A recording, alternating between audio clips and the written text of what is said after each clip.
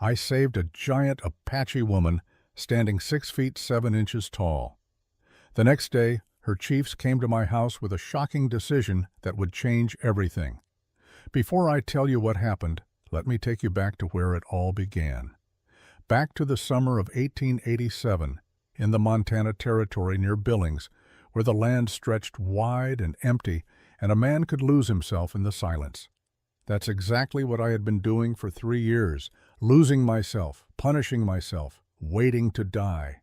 My name is Jacob Thornhill, though most folks just call me Jake. I'm 34 years old, and I look about 10 years older than that. Hard living will do that to a man. The ranch I inherited from my parents sits 12 miles east of Billings, 160 acres of stubborn land that fights you for every blade of grass. I had 30 head of cattle left from what used to be 120. The cabin was small, just 4 walls and a roof, but it had been enough for me and Caroline. Before she died. Before everything died. 3 years earlier, my wife Caroline had been 8 months pregnant with our first child. She was a small woman, barely 5 feet 2 inches, delicate as porcelain. I loved her the way a man loves his first breath of morning air. Clean, pure, essential. But I killed her. Not with my hands, but with my choices. It happened on a day much like any other. I had ridden into Billings to buy supplies. Caroline had begged me not to go, said she had a bad feeling, but I dismissed her worry. Women and their feelings, I thought. I stopped at the saloon. 1 drink turned to 3. 3 turned to 6. I was terrified about becoming a father, terrified I would fail, so I drowned that terror in whiskey. On the way home, I came across my younger brother, Thomas. He was 19 years old, full of life and stupid courage. A stampede had started 30 head of cattle, spooked by something running wild. Thomas tried to turn them, but his horse stumbled. He went down hard. I saw it happen. I was 200 yards away. If I had been sober, I could have ridden fast, gotten to him, pulled him clear. But the whiskey slowed everything. My hands, my thoughts, my reactions. By the time I reached Thomas, he was already trampled. His chest crushed, blood coming from his mouth. He looked at me with those young eyes, confused, like he couldn't understand why I hadn't saved him. He died in my arms, and the last thing he said was, "Jake, where were you?" I buried him that evening as the sun set. Then I rode home in the dark. When I got to the cabin, I found Caroline on the floor. She had gone into labor alone. She had screamed for me, called my name over and over. The neighbors told me later they heard her from half a mile away. But I wasn't there. I was drunk. I was burying my brother. I was being the man I swore I'd never become. Caroline bled out on that wooden floor. The baby, a boy we would have named Samuel, never drew a single breath. I found them both cold when I finally stumbled through the door at midnight. My wife, my son. Both gone because I chose whiskey over responsibility. For 3 years after that, I lived like a ghost. I woke at 4 in the morning, fed the cattle, mended fences, chopped wood. I worked until my body screamed, until my hands bled, until exhaustion dragged me into a sleep too deep for dreams. I didn't talk to anyone in town unless I had to. I didn't laugh. I didn't cry anymore. I just existed waiting for God or the land to take me. I kept a loaded revolver on the table beside my bed. Some nights I would pick it up, feel its weight, press the barrel against my temple. But I never pulled the trigger. Maybe I was too much of a coward. Maybe I thought living with the guilt was a worse punishment than dying. Either way, I stayed alive, though I'm not sure you could call it living. That's where I was on the evening of July 15th, 1887, riding back from Billings with a bag of flour, some coffee, and a box of cartridges. The sun was setting behind the ridge, painting everything gold and purple. My horse moved slow, and I let him. There was nothing waiting for me at home except 4 walls and silence. Then I saw her. At first it was just a shape on the ground near the dry riverbed, something large and dark against the pale dirt. My horse slowed on his own ears, twitching forward. I straightened in the saddle, my heart picking up speed the way it does when you find something that shouldn't be there. I dismounted, boots hitting the ground hard. My hand moved toward the revolver on my belt, not to draw, but to be ready. In this territory, people lying on the ground usually meant trouble, robbery, murder, disease, nothing good. As I got closer, the shape became a person, a woman. She was lying on her side, breathing shallow but steady. I crouched down, my pulse hammering in my ears, and that's when I saw her clearly for the first time. She was enormous. I don't mean heavy, I mean tall. Taller than any woman I had ever seen, taller than most men. Her legs were folded beneath her, but even collapsed like that, I could tell she was a giant, 6.5 feet at least, maybe more. Her shoulders were broader than mine. Her arms, scraped and bleeding, were thick with muscle. She wore traditional Apache clothing, a deerskin dress that was torn at the shoulder and across the chest, exposing a curved line of bronze skin that rose and fell with each labored breath. Dirt streaked her face. Dried blood marked her collarbone and shoulder. Her hair, thick and black, as midnight, was tangled with loose feathers and broken leather ties. She looked like she had been running through hell itself. I noticed the wounds. A bullet hole in her left shoulder, the edges burned from close range, deep cuts on her ribs, bruises everywhere. Someone had hurt this woman, hurt her bad, and then left her out here to die. I felt something I hadn't felt in 3 years. Anger. Not at her, but at whoever had done this. A hot, sharp anger that burned through the numbness I had wrapped around myself like a blanket. I lowered myself closer, keeping my voice soft and steady. "Ma'am, can you hear me?" Her eyelids fluttered.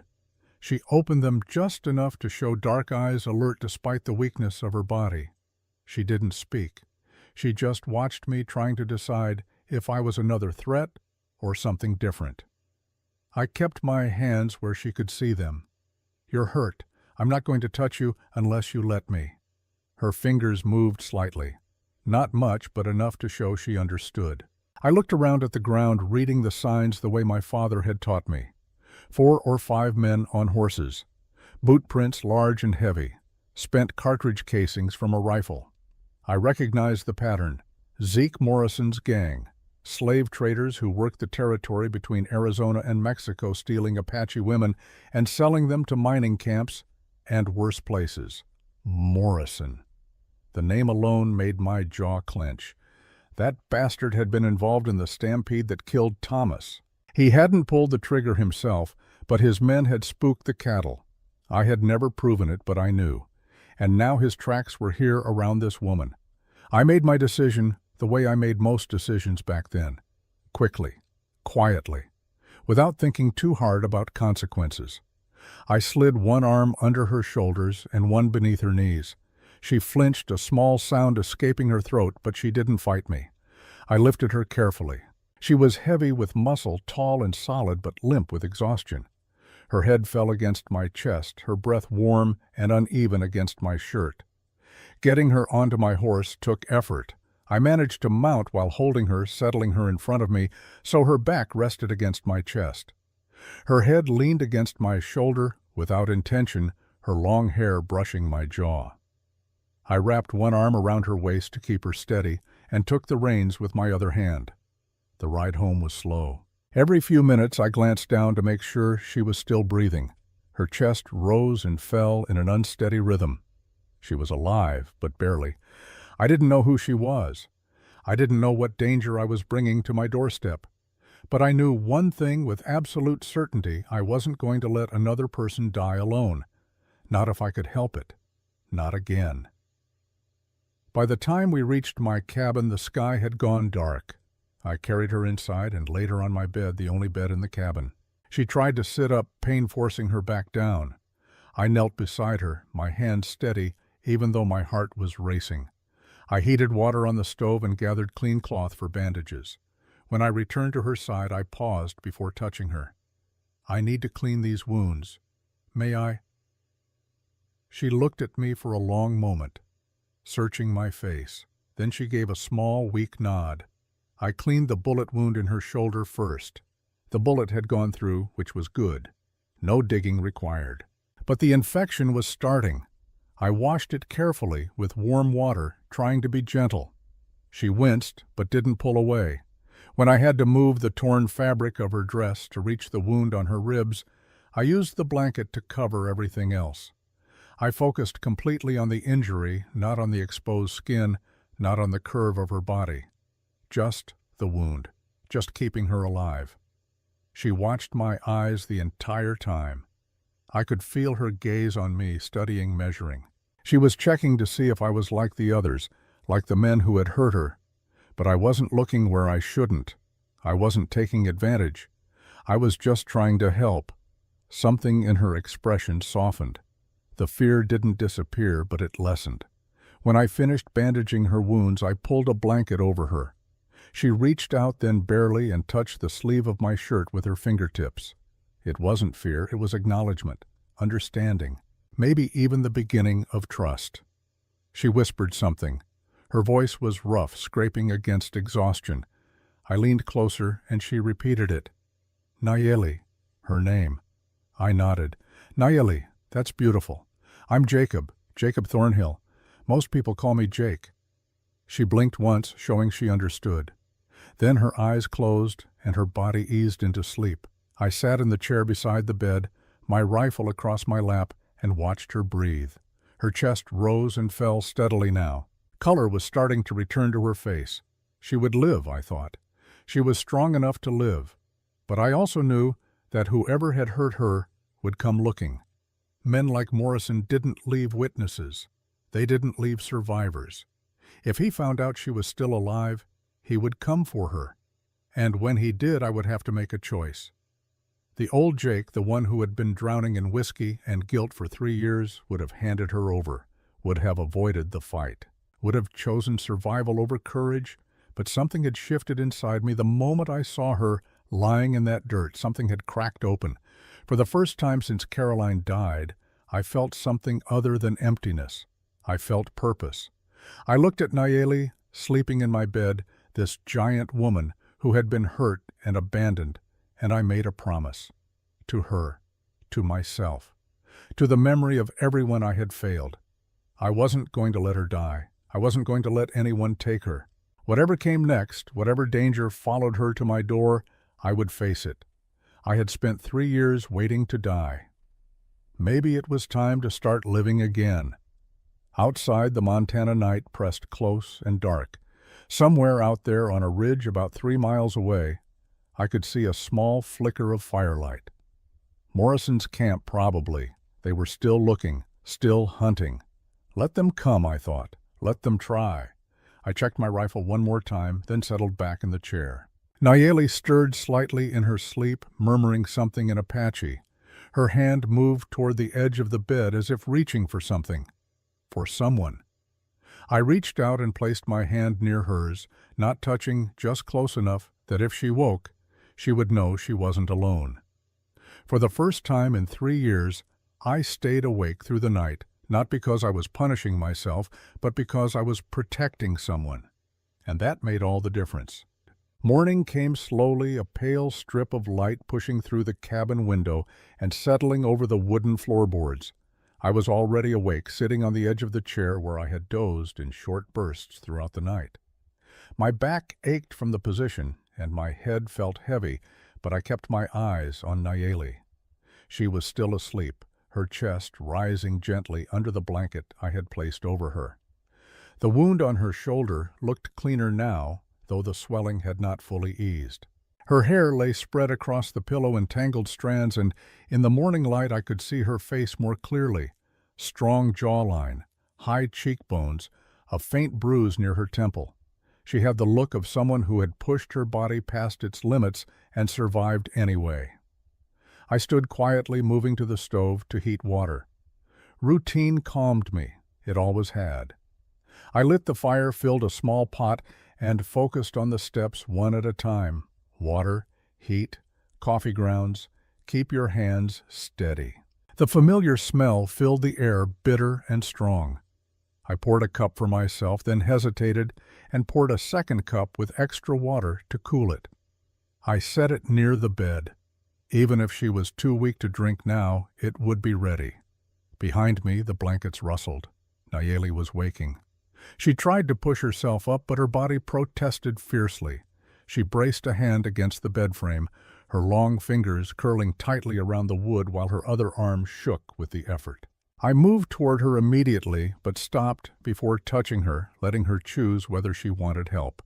She lifted her eyes to me, exhausted, guarded. Then she gave a small nod. I stepped closer and slid one hand behind her back to support her. Her muscles tensed at the first contact, a reflex born from survival more than fear. Once she realized I wasn't restraining her, she eased slightly and let me help her sit upright. Her breathing grew rough from the effort. She pressed a hand to her ribs, grimacing. "You should rest a little longer," I said quietly. She didn't answer, but she accepted the warm cup I handed her. Her fingers wrapped around it slowly, her hands still weak. She lifted the cup to her lips with both hands and took small sips. Some of the liquid spilled onto the blanket, but she kept trying. I watched her carefully. She had strength beneath the exhaustion. I could see it in the set of her shoulders and the deliberate way she moved even when injured. After a few moments, she set the cup aside and attempted to stand. I reached out instinctively, but she raised a hand to steady herself on the bed before touching me. When she shifted too quickly, pain shot up her side and she lost her balance. Her hand shot out not to the bed but to me. She grabbed onto the front of my shirt, fingers curling tight over the fabric at my chest. I caught her waist before she slipped. Her body leaned into me, her forehead brushing my collarbone, her breath warm through the thin cotton of my shirt. My heartbeat jolted at the sudden closeness. I felt her weight shift against me and tightened my hold slightly to keep her upright. She wasn't heavy, but she was tall. Her presence filled the small space between us. Nayeli lifted her head, breathing hard. Our faces were close enough that I could see the tiny flecks of amber in her dark eyes. She studied me, searching for signs of threat, judgment, or selfish intent. She didn't find any. A slow calm washed over her expression. Her grip on my shirt loosened, but didn't fall away completely. I cleared my throat softly and guided her toward the table. Easy, one step at a time. She leaned on the edge of the table and lowered herself into the chair with effort. Her breaths came slow and controlled now. She kept her eyes on me as I placed bread beans and a small piece of dried meat in front of her. She paused before eating, almost as if waiting for me to take the first bite. I didn't understand the gesture immediately. Then I realized trust wasn't free. Some people poisoned their captives or fed themselves first, while the weak starved. She was watching for my intentions, so I tore a piece of bread and ate it. Only then did she begin to eat. Her movements were careful and deliberate. Hunger made her hands shake, but she didn't rush. While she ate, I stepped outside to check the horses. The morning was crisp, a faint wind moving across the land. I looked toward the hills uneasy. The feeling from yesterday, the sense of being watched on the road, returned. I didn't like the idea that someone could be out there looking for her. Back inside, Nayeli was attempting to walk again. She moved with slow determination, her fingertips touching the wall to guide her. I approached, ready to help, but she lifted a hand slightly, not to stop me, but to show she wanted to try on her own. She took 2 steps before pain made her knees buckle. I reached her before she fell, catching her again. Her hand landed on my chest, just as it had, earlier, fingers curling lightly over the muscle. Her breathing trembled. This time she didn't pull away quickly. I steadied her and felt her heartbeat through the contact, fast, strained, but alive. I could smell the faint smoke of the hearth still clinging to her hair. Her eyes lifted to mine again, studying the scar along my jaw and the calm in my expression. She mouthed a word, quiet, almost uncertain. "Thank you." Her voice was rough, barely above a whisper. I nodded once, unable to speak for a moment. I helped her back to the bed, but she caught my sleeve before I stepped away. Her grip wasn't tight, just enough to keep me there. She wanted me near, not for fear of attack, but because she didn't want to be alone. I pulled the chair closer and sat. She lay back, still watching me. Her eyelids grew heavy, but she kept fighting sleep as though afraid I might disappear if she closed her eyes. "It's all right," I said quietly. "Rest. I'm not going anywhere." Her breathing steadied at that. Slowly, her eyes closed. Her hand relaxed, but it stayed near the edge of the blanket closest to me. I watched her carefully. Every bruise, every scrape, every torn seam in her dress told me someone had tried to hurt her. And if they had chased her this far, they might come again. I felt the tension build in my chest, a mix of anger, protectiveness, and unease about whatever trouble might be crossing into my quiet life. But I didn't regret bringing her here. She needed someone, and I was the one who found her. For now, that was enough. The wind pushed lightly against the cabin walls as afternoon settled in, bringing a steady warmth that softened the chill from morning. I stepped outside to gather more water from the well, glancing toward the horizon every few minutes. I didn't see rider's smoke or anything unusual, but the unease I carried wouldn't lift. Whoever hurt Nayeli had done enough damage to leave her half-conscious in the dirt. People capable of that rarely stopped on their own. When I returned inside, the cabin was quiet. Nayeli lay on her back, eyes half opened, studying the wooden beams overhead as if trying to understand where she was. She shifted slightly, the blanket slipping down far enough to reveal the rough bandage on her shoulder. When she noticed me at the door, she sat up straighter, wincing as the movement pulled at the injured muscles. "You're awake," I said.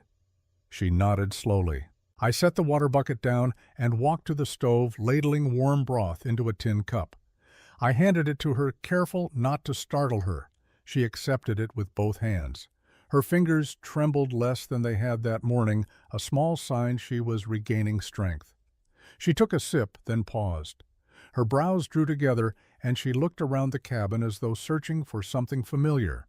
Her gaze moved across the shelves, the framed picture of Thomas on the wall, the tools hanging beside the door. Her expression told me she was trying to understand how she had ended up in the home of a man she didn't know. "You slept most of the morning," I said, giving her time. "Your fever's down. That's good." She lowered the cup slowly and traced a finger along the blanket's edge. Her voice came out softer than I expected. "Safe here." I met her eyes. "Yes, nobody's going to hurt you."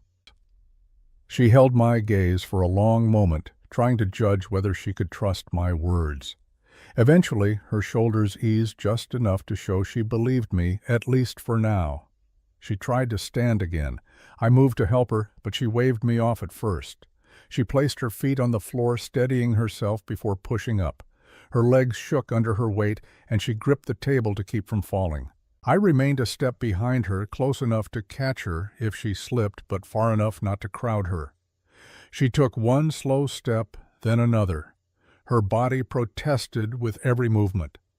The torn dress pulled at her bruised ribs, the neckline slipping enough to expose the upper curve of her chest, where the fabric had split during the struggle that left her wounded.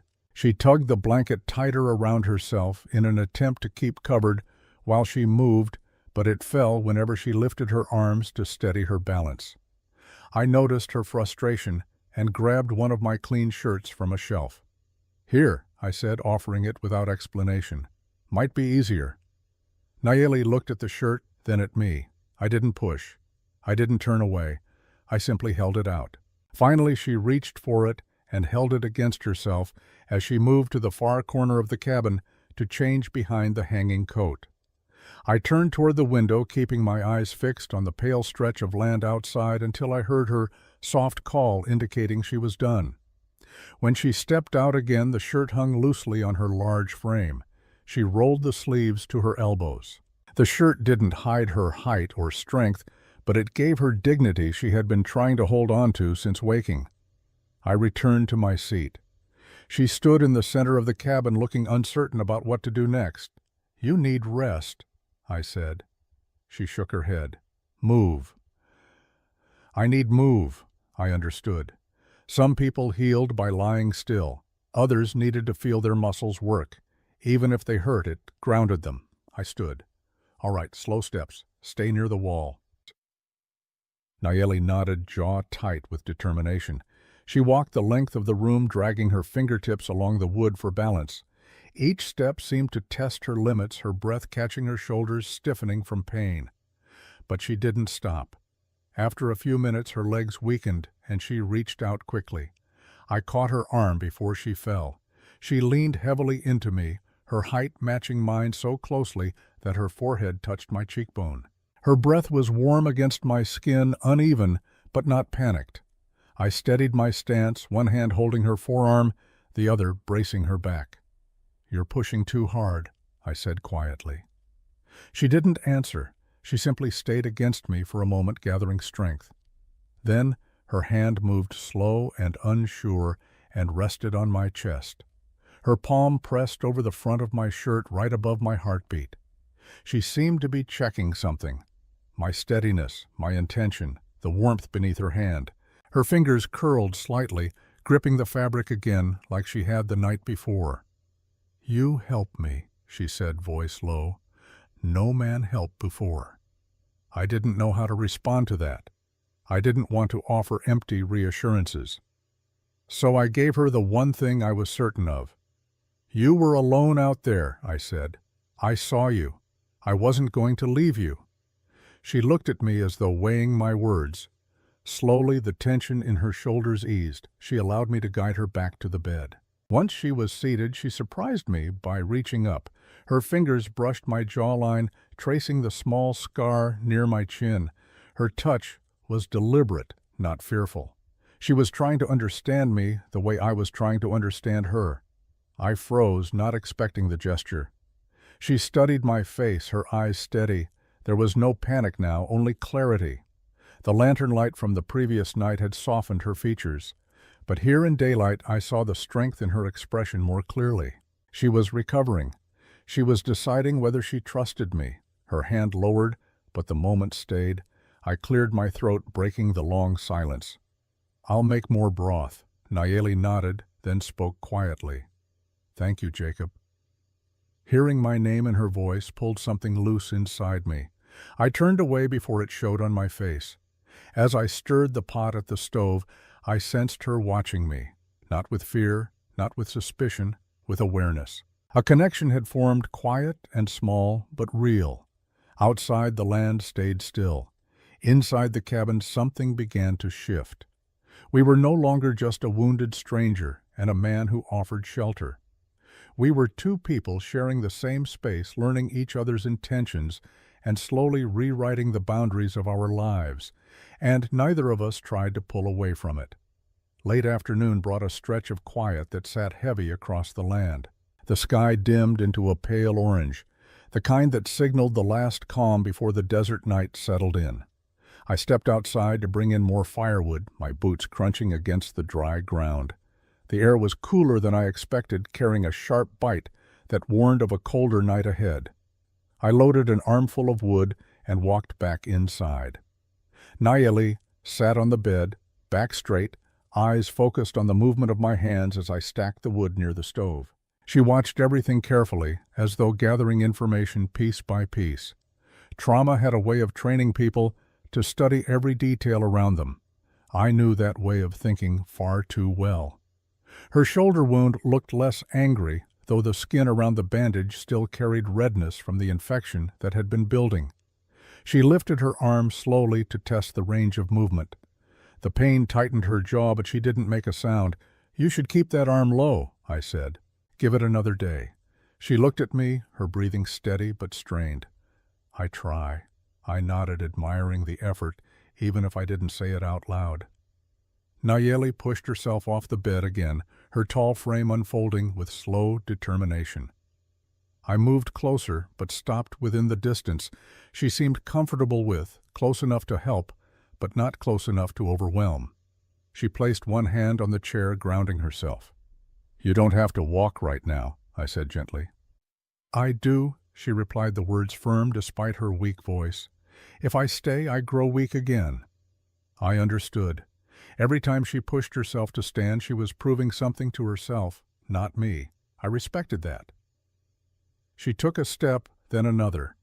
The shirt I'd given her brushed her thighs, hanging long enough to keep her covered, but short enough that her legs were visible from the knee down. Her bare feet pressed softly against the floor. Her height made her movements noticeable even when she moved slowly. By the time she reached the table, her breath had grown uneven. She steadied herself, leaning her hip against the wood. I approached again, slower this time so she could see every movement. "Let me check your shoulder," I said. She hesitated but didn't refuse. I unwrapped the bandage carefully. She stiffened at the first pull of the cloth. The wound was healing, still raw, but closing better than I expected. I cleaned it with warm water. When I touched her skin near the scrape, she inhaled sharply, her breath hitching at the sting. "Sorry," I murmured. "It's fine," she said softly, eyes fixed on my hands. "Better than pain before." I didn't ask what pain she meant. I could guess. While I worked, Nayeli watched my face with a focused, searching expression. She seemed to be measuring my reactions, how I touched her gently, how I avoided looking where her dress had torn, how I placed the fresh bandage without lingering. When I finished, she lowered her head a little, almost in gratitude. "Thank you," she said again, clearer this time. "You're welcome," I replied. Her breathing calmed, but she didn't move away immediately. She remained close, her shoulder inches from my chest. My presence didn't scare her anymore. It settled her. I stepped back to give her room, though part of me didn't want to. The cabin had felt empty for years. Her presence, quiet, wounded, strong, had shifted something in the air. She walked to the door next, testing her limits further. I followed, staying behind by a few steps. She touched the wooden frame, steadying herself before pushing the door open. Cool desert air rushed in. Nayeli breathed it deeply, her chest rising beneath the loose shirt. She scanned the land with focused eyes, searching the horizon the way a person who had run for their life would. "Do you see anything?" I asked. She shook her head. "Not now, but men who took me do not stop." I felt a spike of anger flash through me, brief but sharp. The thought of anyone coming here for her sparked a protective instinct I hadn't felt in years. I stepped beside her, my voice quiet but firm. "If they come near this place, they'll have to go through me." Nayeli turned toward me, studying my expression to see if I meant the words. My jaw was set, my eyes steady. I didn't speak loudly. I didn't puff my chest or make empty promises. My voice held certainty, nothing more. She believed me. Her gaze softened, and she stood a little closer, not touching me, but no longer keeping distance. They stayed at the doorway a moment longer, the wind brushing against their clothes. Nayeli's hair lifted slightly in the breeze, brushing her cheek. I looked at her profile, the strength in her posture, the quiet determination in her eyes. Finally, she stepped back inside her body, tiring from the walk. I closed the door behind us. I noticed she was shivering slightly from the temperature drop. "You should get warm," I said, moving to add wood to the stove. Nayeli hesitated, then took a step toward me. She reached out, placing a hand on my forearm. The gesture wasn't urgent. It wasn't fear. It was connection. Quiet, deliberate, chosen. I froze for a moment, surprised. Her touch was warm, and her fingers curled around my arm gently, not gripping. She held on long enough to let me feel the meaning behind it. Trust, gratitude, something growing that neither of us wanted to push away. I turned slightly toward her. Our eyes met. No words passed between us, but the silence filled the cabin with something steady and real. Nayeli released my arm slowly, then returned to the bed with measured steps. I watched her settle under the blanket, her breathing deepening as fatigue pulled at her eyelids. Before sleep took her, she looked at me once more. "You're a good man," she whispered. My chest tightened. I didn't feel like a good man, not for a long time. But hearing the words from her stirred something I hadn't let myself feel in years. I took my seat by the bed again, watching her drift into sleep as the firelight warmed the room. Outside, night spread across the land. Inside, something fragile and new was forming, built on small gestures, shared space, and two people who no longer felt as alone as they had the day before. And then I heard it, the sound that would change everything. Hoofbeats, multiple horses, coming fast. The hoofbeats grew louder, echoing across the empty land like thunder rolling in from a distant storm. I was on my feet in an instant, moving to the window with my rifle already in hand. Nayeli sat up in bed, her eyes wide but not panicked. She had heard danger approach too many times to waste energy on fear. Through the dusty glass, I could see them, 4 riders coming from the west, silhouetted against the dying light. They weren't riding with the casual pace of travelers. They were riding with purpose, with intent. I recognized the lead horse even from this distance, a big roan stallion with a white blaze. That horse belonged to Zeke Morrison. My jaw tightened. My finger moved to the trigger guard, not pulling, just resting there, ready. Nayeli moved behind me, silent as smoke despite her injuries. She had picked up the hunting knife I kept on the shelf, holding it with the easy confidence of someone who knew how to use it. "Morrison," I said quietly, not taking my eyes off the approaching riders. She didn't ask who that was. She already knew. I could see it in the way her grip tightened on the knife handle, the way her breathing changed from calm to controlled fury. They stopped about 50 yards from the cabin. 4 men, Morrison in front, broad-shouldered and mean-looking, with a scar running from his left eye to his jaw. The other 3 spread out slightly, hands resting on their gun belts. They weren't here to talk. They were here to take. Morrison called out, his voice carrying across the distance like a whip crack. "Thornhill, I know you're in there. Heard you picked up some Apache trash. Hand her over and we'll leave you be." I stepped onto the porch, rifle held low but ready. My voice came out steady, cold as winter stone. "She's under my protection. Leave now." Morrison laughed, a harsh sound without humor. "Your protection? You couldn't protect your brother 3 years ago. What makes you think you can protect her?" The words hit like a fist to the gut, but I didn't flinch. I'd had 3 years to build calluses over that wound. "That's exactly why I'm not letting anyone else die," I said. "You've got 10 seconds to turn those horses around." Behind me, I heard the cabin door open. Nayeli stepped out onto the porch. She had my hunting rifle in her hands now, the one I kept loaded by the door. Despite her weakness, despite the bandages visible beneath my shirt she wore, her stance was solid, unshakable. Morrison's eyes widened slightly. He hadn't expected to see her standing. He definitely hadn't expected to see her armed. "You're one tough bitch," he said, his voice carrying a note of grudging respect mixed with anger. "Took 2 bullets and kept running. But you're still wounded. You can't fight all of us." Nayeli spoke then, her English clear despite the accent. Her voice didn't shake. "You killed my sisters. 3 women you took. I will kill you. Not today, but soon." The certainty in her voice made even Morrison pause. This wasn't an empty threat. This was a promise. For a long moment, nobody moved, the 4 of them facing the 2 of us. The math wasn't good. 4 against 2, and one of the 2 barely able to stand. But numbers don't tell the whole story. Morrison could see it in my eyes.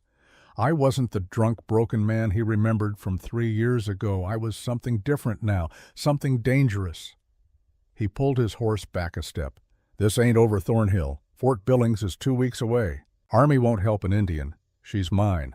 I'll be back with more men, and next time I won't ask nice." "Then I won't answer nice," I said. Morrison stared at me for another few heartbeats, then wheeled his horse around. The other 3 followed. They rode off toward the ridge, kicking up dust that hung in the air like smoke. I didn't lower the rifle until they disappeared over the hill. Even then, I kept it close. Nayeli swayed slightly. I turned just in time to catch her before she fell. The rifle clattered to the porch boards as her knees buckled. I swept her up, carrying her back inside and laying her gently on the bed. "You shouldn't have stood up like that," I said, though there was no anger in my voice, only concern. "You're still healing." "I stand because you stand for me," she whispered, her breath coming fast and shallow from the exertion. "We stand together." Those words hit me harder than Morrison's taunts. We stand together. When was the last time I had stood with someone instead of alone? Her hand found mine, her fingers curling around my palm. Why you not shoot him? You have chance. I looked down at our joined hands. Hers were so much larger than Caroline's had been, strong, calloused, capable. Because if I kill him like that, I'm no different than he is, I said quietly. But if he comes for you again, I won't hesitate. She studied my face for a long moment, those dark eyes, seeing more than I wanted to show. Then she nodded, understanding something about me that even I hadn't fully understood about myself. I wasn't a killer by nature, but I was a protector, and there was a difference.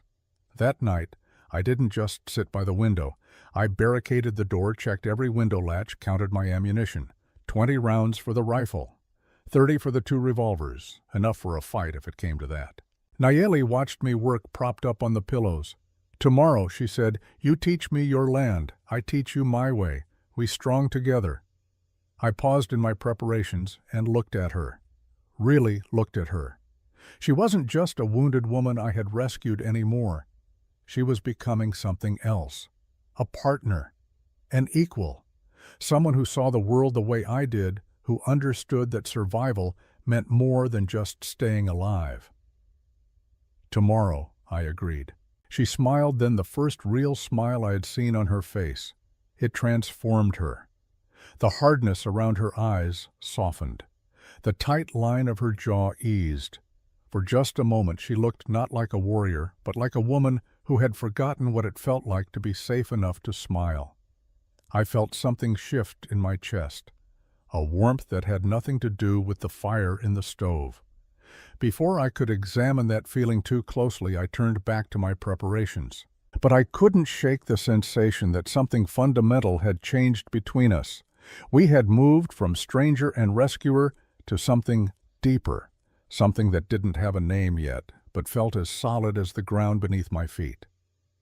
The next 5 days passed in a rhythm that felt almost normal, almost peaceful, as if the threat of Morrison and his men was a distant storm that might never arrive. Day 1, Nayeli could barely walk the length of the cabin without stopping to rest. By day 2, she was walking the perimeter of the yard, one hand on my shoulder for balance. By day 3, she was walking on her own, testing her strength against the Montana earth. I showed her the land. The creek that ran behind the property, usually dry but flowing now from recent rain. The stand of cottonwood trees where I sometimes sat and thought about all the things I should have done differently. The high point on the eastern ridge where you could see for miles in every direction. She absorbed it all with the quiet intensity of someone who understood that knowledge of the land meant the difference between life and death. And she taught me how to read tracks in ways my father never showed me, how to move through brush without leaving a trail, how to find water where there seemed to be none. Skills that her people had honed over generations, passed down through blood and necessity. On the 4th day, something happened that changed everything again. We were working together to mend a section of fence that had collapsed during the winter. Nayeli lifted a post that would have taken me and another man to move, settling it into the hole I had dug as easily as if it weighed nothing. I stared at her, amazed. She caught me looking and ducked her head, that old shame creeping back into her expression. "I know," she said quietly. "I am too much, too big, too strong, not like woman should be." The words hit me wrong, made something angry flare up inside me. I dropped the hammer I was holding and stepped closer to her. "Who told you that?" I asked, my voice harder than I intended. "Who told you that being strong was wrong?" She looked up at me, confusion and old hurt warring in her eyes. "Everyone, all my life. Men say I am not woman. I am beast, monster. 37 men from when I am 16 to now. All say no. All turn away." 37. The number hung in the air between us like a condemnation. 37 men had looked at this magnificent woman and seen only something wrong, something to reject. "Then they were fools," I said, And I meant it with every fiber of my being, every single one of them. She shook her head. You say this because you are kind. But you do not want me, not like woman. You help because you are a good man. Something snapped inside me then. 3 years of numbness, of living, half dead, of going through motions without feeling. It all broke apart like ice on a spring river. I reached up my hand, cupping her cheek. She was tall enough that I didn't have to reach far.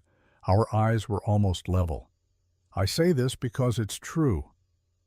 I said, my voice rough with emotion I hadn't let myself feel in years. You're not too much, Nayeli. You're not a monster. You're the strongest, most beautiful woman I've ever seen. And any man who couldn't see that was blind. Her eyes widened. Her breath caught. You don't mean... I do mean it, I said. I see you. Not what you think you should be, not what they said you were. I see you. And what I see is extraordinary. A tear rolled down her cheek, then another. Her hand came up to cover mine where it rested against her face. No one ever... She started, then stopped, unable to continue. I understood. No one had ever seen her as desirable, as worthy of want. They had looked at her size, her strength, her difference, and called it wrong. But I didn't see it that way. When I looked at Nayeli, I saw capability and courage. I saw someone who had survived what would have killed lesser people. I saw a woman who could stand beside me as an equal, not someone I needed to protect or diminish. I saw her, and I wanted her. The realization should have scared me. 3 years ago, I had buried my wife and sworn I would never feel anything for anyone again. Love had led to loss, and I couldn't survive another loss. But Nayeli wasn't Caroline. Caroline had been fragile, delicate, someone I had to shield from the harshness of frontier life. Nayeli was different. She could face that harshness head-on and push back. Jacob, she whispered my name, a question and a plea all at once. I didn't answer with words. Instead, I leaned in, giving her time to pull away if she wanted to, and kissed her. It was nothing like kissing Caroline. Caroline's kisses had been soft, tentative, like touching something precious that might break. Nayeli's kiss was fire and strength and hunger. Her hand moved to the back of my neck, pulling me closer, and I felt 3 years of loneliness and pain start to crack and fall away. When we finally pulled apart, both breathing hard, she looked at me with wonder in her eyes. You really see me, she said, not a question this time, but a realization. I really see you, I confirmed. She leaned her forehead against mine, and we stood like that for a long moment, the fence forgotten, the work abandoned, just two people who had been alone for too long finally finding each other. That night, everything changed again. After dinner, we sat by the fire. The easy silence between us had been replaced by something charged, electric. Every time our eyes met, I felt that same pull, that same want. Nayeli broke the silence first. The doctor at Fort Apache, she said slowly, as if each word cost her something. He say I have natural impediments, that my body is too big, too different, that no man could ever with me. I felt anger surge through me at the thought of some doctor telling her such a cruel lie. He was wrong, I said firmly. You cannot know, she said, and there was such old pain in her voice. 37 men, none want to try, none want to touch. I think maybe doctor is right. Maybe I am made wrong. I moved from my chair to sit beside her on the floor near the fire. I took both her hands in mine. You're not made wrong, I said. You're made exactly as you should be, strong, powerful, perfect. But men want small women, she said, delicate, weak. I am none of these things. I don't want a delicate woman. I said, the words coming from somewhere deep and true inside me. I want you, exactly as you are. She searched my face, looking for lies, for pity, for anything except what was really there. Finally, she seemed to find what she was looking for. You mean this, she said, wonder in her voice. I mean this, I confirmed. I love you, Nayeli. The words hung in the air between us, words I never thought I'd say again after Caroline died, words that felt both terrifying and absolutely right. Nayeli's eyes filled with tears. "No one say this to me, not ever."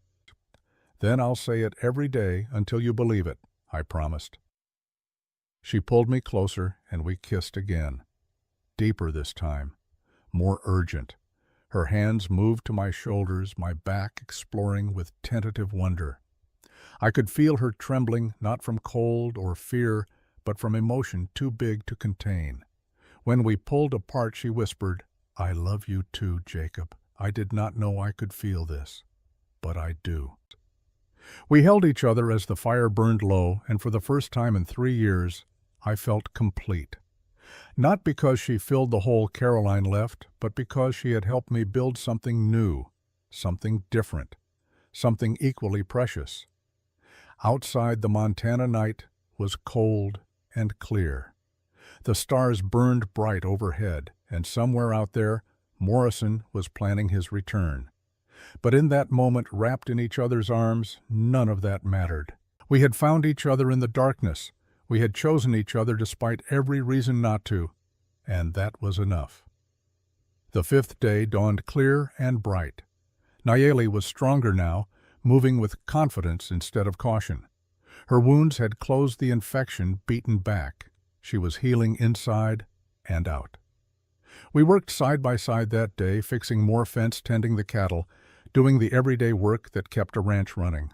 But everything felt different now. Every glance held meaning. Every accidental touch sent sparks through me. As the sun set, painting the sky in shades of orange and gold, Nayeli turned to me with determination in her eyes. "Tomorrow," she said, "we go to town. I will not hide. I want them to see. I am not afraid of their eyes."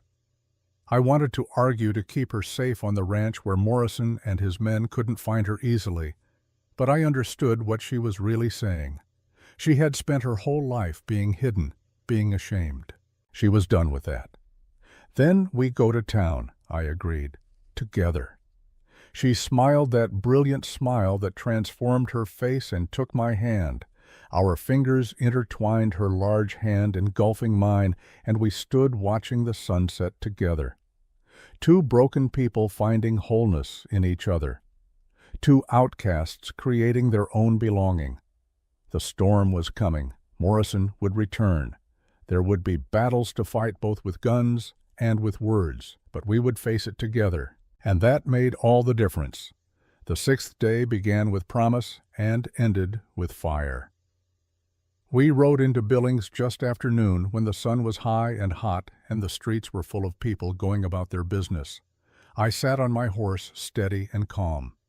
Nayeli rode beside me on the mare I had saddled for her, sitting tall and straight, her head held high.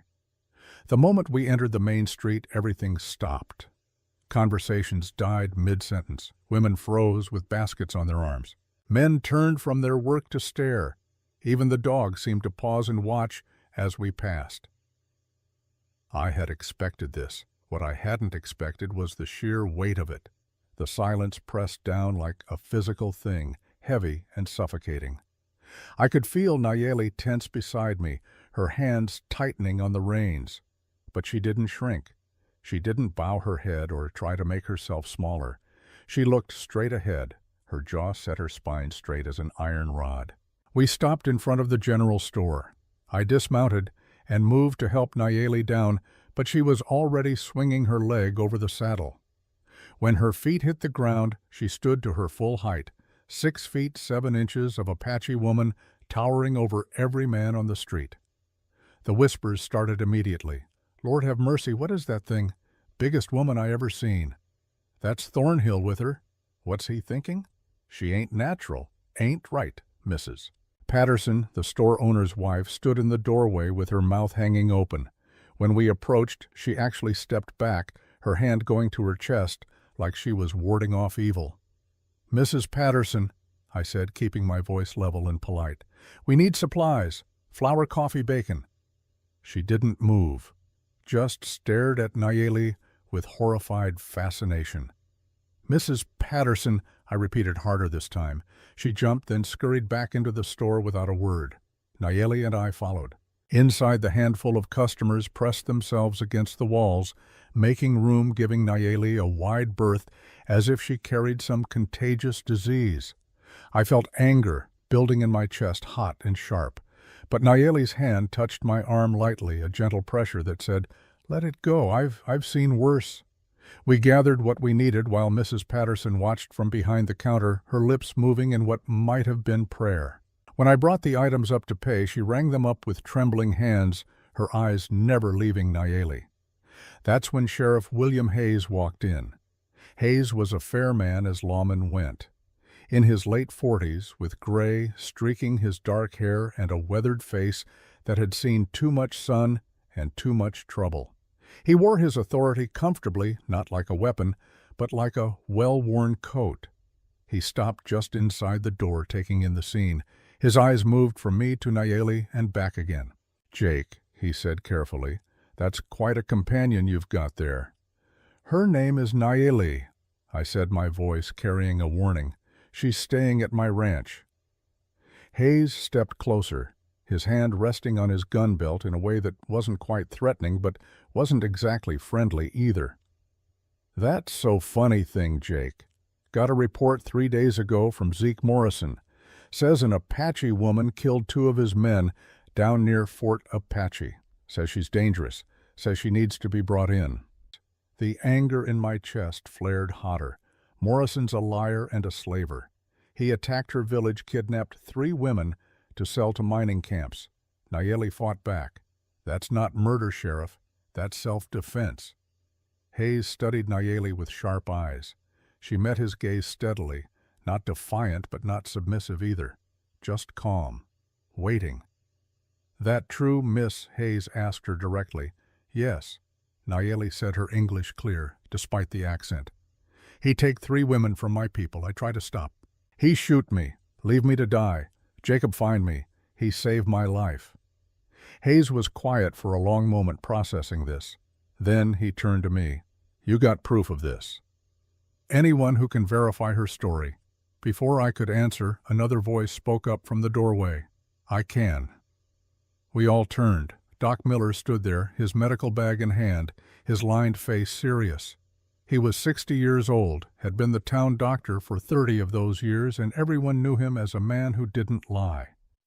"I examined Miss Nayeli yesterday when they came through," Doc said, which was a lie, but a useful one. "Her wounds are defensive, gunshot from behind, knife wounds on her arms from blocking. She was running away, not attacking. And I've seen Morrison's work before. 6 months back, treated 3 young women he'd brutalized. Army hushed it up, but I remember." Hayes looked between Doc Miller and me, weighing the truth. Finally, he nodded slowly. "All right. I'll need to file a report, but I'm inclined to believe you. Morrison's got a reputation, and it ain't a good one." He turned to Nayeli. "You're free to go, miss. But I'd advise you to stay close to Jake's ranch. Feelings run high when it comes to Indians these days." "Thank you, Sheriff," I said. Hayes tipped his hat and walked out. The tension in the store eased slightly, but the stares didn't stop. If anything, they intensified. Nayeli carried our supplies out to the horses, and I could see the toll this was taking on her, not physically, but emotionally. Every stare was another rejection. Every whisper was another voice telling her she was wrong, unnatural, monstrous. When we were mounted and riding out of town, she finally spoke. "They look at me like I am animal," she said quietly, "like I am not human." I reached across the space between our horses and took her hand. "I don't look at you that way. I never will." She squeezed my hand, holding on tight. "I know. That is why I love you." We rode back to the ranch in silence, but it wasn't an empty silence. It was full of unspoken things, full of the knowledge that the world would always judge her, would always see her as something other. But I would always see her as she truly was. That night, after we had put the supplies away and tended to the horses, we sat together on the porch watching the sun set. The day's events had left both of us raw and tired. Nayeli leaned against me, her head on my shoulder. I wrapped my arm around her, feeling the solid warmth of her body against mine. "Jacob," she said softly, "I am afraid." "Of what?" I asked. "Of this ending, of waking up and finding this is dream, finding you do not want me after all." I turned to face her, fully cupping her face in both my hands. "This is real. I'm real. What I feel for you is real. I'm not going anywhere." Tears slipped down her cheeks. But what if I am not enough? What if the doctor was right? What if my body cannot do what woman's body should do? Understanding dawned. She was afraid not just of rejection, but of failure, of not being able to consummate what we felt for each other. "Nayeli," I said gently, "that doctor was wrong. And even if he wasn't, even if we could never be together that way, it wouldn't change how I feel. I love you for who you are, not for what your body can or can't do." She searched my eyes, looking for truth. "You really mean this?" "I really mean it." She kissed me then, deep and desperate, and I tasted salt from her tears. When we pulled apart, she whispered, "I want to try, tonight. I want to be with you." My heart hammered in my chest. "Are you sure we don't have to rush?" "I am sure," she said firmly. "I have waited 28 years to be wanted. I do not want to wait any more." I stood and offered her my hand. She took it, and I led her inside the cabin, closing and barring the door behind us. The interior was dim, lit only by the embers in the stove and a single oil lamp I lit with shaking hands. Nayeli stood in the center of the room, suddenly uncertain, her arms wrapped around herself. "I don't know what to do," she admitted, her voice small, in a way I had never heard before. "Neither do I," said honestly. "Not with you, but we'll figure it out together." I approached her slowly, giving her every chance to change her mind. When I reached her, I took her hands and brought them to my chest, letting her feel my heartbeat thundering beneath her palms. "I'm nervous too," I said. "It's been 3 years since Caroline. And you're not her. This is different, new. But I want this. I want you." She took a shaky breath. "I am afraid I will hurt you. I am so much bigger, so much stronger." I smiled at that. "You won't hurt me. I trust you." Those words seemed to unlock something in her.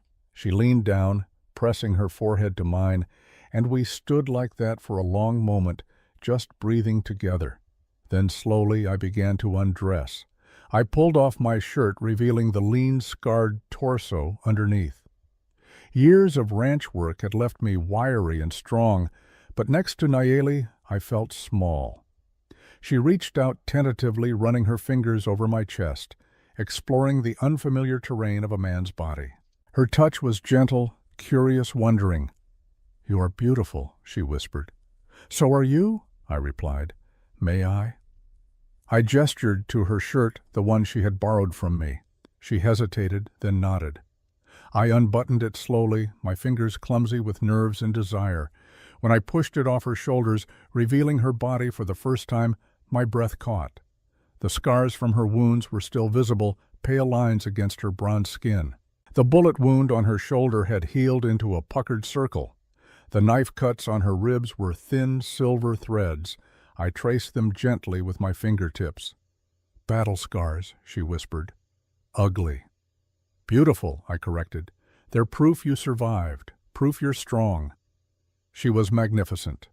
Broad shoulders tapering to a strong waist, full breasts larger than my hands could hold, smooth bronze skin marked with scars that told stories of survival. She was power and beauty combined, and I had never seen anything more perfect. "You're staring," she said, self-conscious. "Because you take my breath away," I said honestly. I reached up and cupped her breast, feeling the weight of it in my palm. She gasped, her eyes closing, her body responding to touch in a way she had probably never experienced before. I explored her, slowly learning what made her breath catch, what made her moan softly. Her neck was sensitive. The curve where her shoulder met her collarbone made her tremble. When I kissed the swell of her breast, she gripped my shoulders hard enough to bruise. "Is this okay?" I asked, my lips against her skin. Yes, she breathed. Don't stop. Please don't stop. I guided her to the bed, helping her lie down. She looked up at me with wide eyes, vulnerable and trusting. I finished undressing, then joined her, covering her body with mine. The size difference should have been awkward, but it wasn't. It was perfect. She was tall enough that we fit together seamlessly, her legs bracketing my hips, her arms wrapping around my back. I kissed her deeply as my hand slid down her body, finding the heat between her legs. She was wet, ready, her body responding, even though her mind was still afraid. I'm going to touch you here, I said softly. I'm going to make you feel good. Just relax. Let your body do what it wants to do.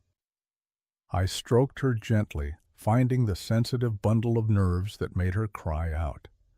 Her hips lifted, seeking more, and I gave it to her. I worked her slowly, patiently, watching her face as pleasure built.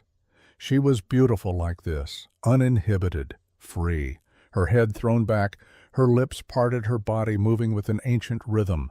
When she came, she cried out my name, her whole body shaking with the force of it. I held her through it, murmuring words of love and encouragement, amazed that I could give this to her, that I could be the first to show her what her body was capable of. When the tremors subsided, she looked at me with wonder in her eyes. I didn't know, she whispered. I didn't know it could feel like that. That's just the beginning, I promised. I positioned myself at her entrance, moving slowly, carefully. She was tight, her body unused to this, and I didn't want to hurt her. Tell me if it's too much, I said. We can stop any time. Don't stop, she said fiercely. I want all of you. I pushed forward slowly, and she gasped, her hands gripping my back. I froze. Did I hurt you? A little, she admitted. But it's okay, keep going. I moved incrementally, giving her body time to adjust. The heat of her surrounded me, and it took every ounce of self-control not to thrust hard and fast. But this wasn't about me. This was about her. About showing her that her body wasn't wrong, wasn't broken. When I was finally fully inside her, I paused, letting her adjust. Her breathing was ragged, her eyes squeezed shut. Look at me, I said softly. She opened her eyes, and I saw tears there, but not from pain, from joy. We did it, she whispered. I am not broken. You were never broken, I said, brushing her tears away with my thumb. You're perfect. You've always been perfect. I began to move slowly at first, then faster as her body responded. She matched my rhythm, her hips rising to meet mine, her legs wrapping around my waist. The pleasure built between us higher and higher until we were both gasping, both lost in sensation. When we came together, our bodies locked in perfect union, our cries mingling in the small cabin. I collapsed on top of her, spent and happy, and she held me close, her arms strong and sure around me. I love you, she said. I love you, I replied. We lay like that for a long time, just holding each other, neither of us wanting to break the spell. Outside the night was dark and quiet. Inside we had created our own world, a place where size didn't matter, where past pain couldn't touch us, where two broken people had found a way to be whole together. Eventually, I rolled to the side, pulling her with me, so we lay facing each other. Her hair was a wild tangle, her lips swollen from kissing, her eyes bright with happiness. You're smiling, I observed. I have reason to smile, she said. For first time in my life, I feel like real woman, not monster, not thing. Woman. You are a woman, I said firmly. The most amazing woman I've ever known.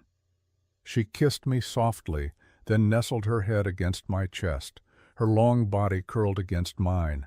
I pulled the blanket over us both, content to just hold her as she drifted toward sleep. That's when we heard it.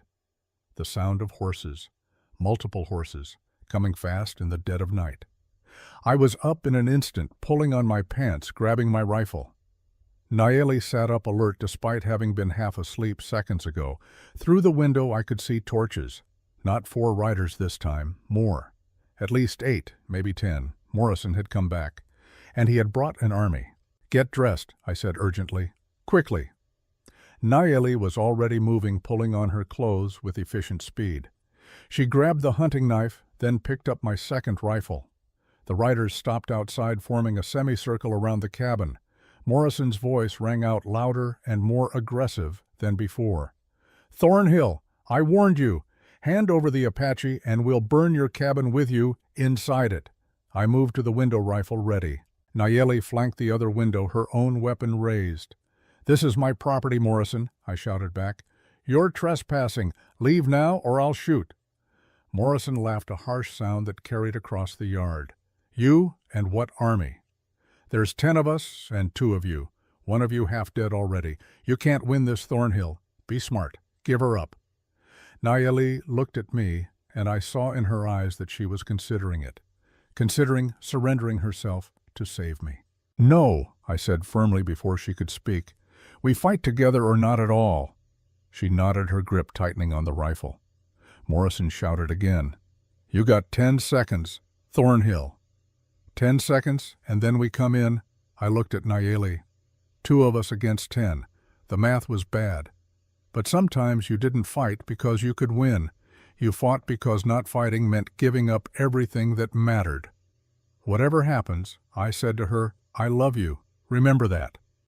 "I love you," she replied. We stand together. Outside, Morrison started counting. 10, 9, 8.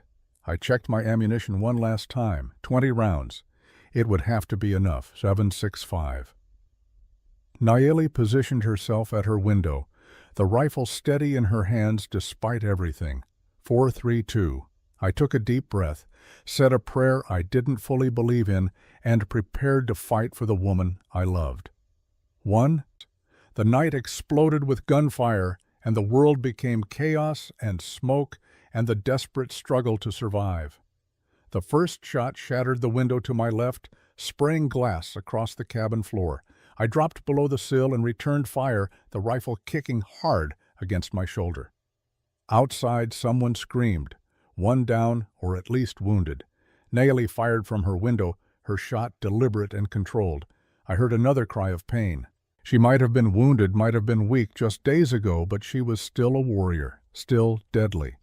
Morrison's men scattered, taking cover behind water troughs, the barn, anything that would stop a bullet. They returned fire in a ragged volley that tore chunks out of the cabin walls and sent splinters flying.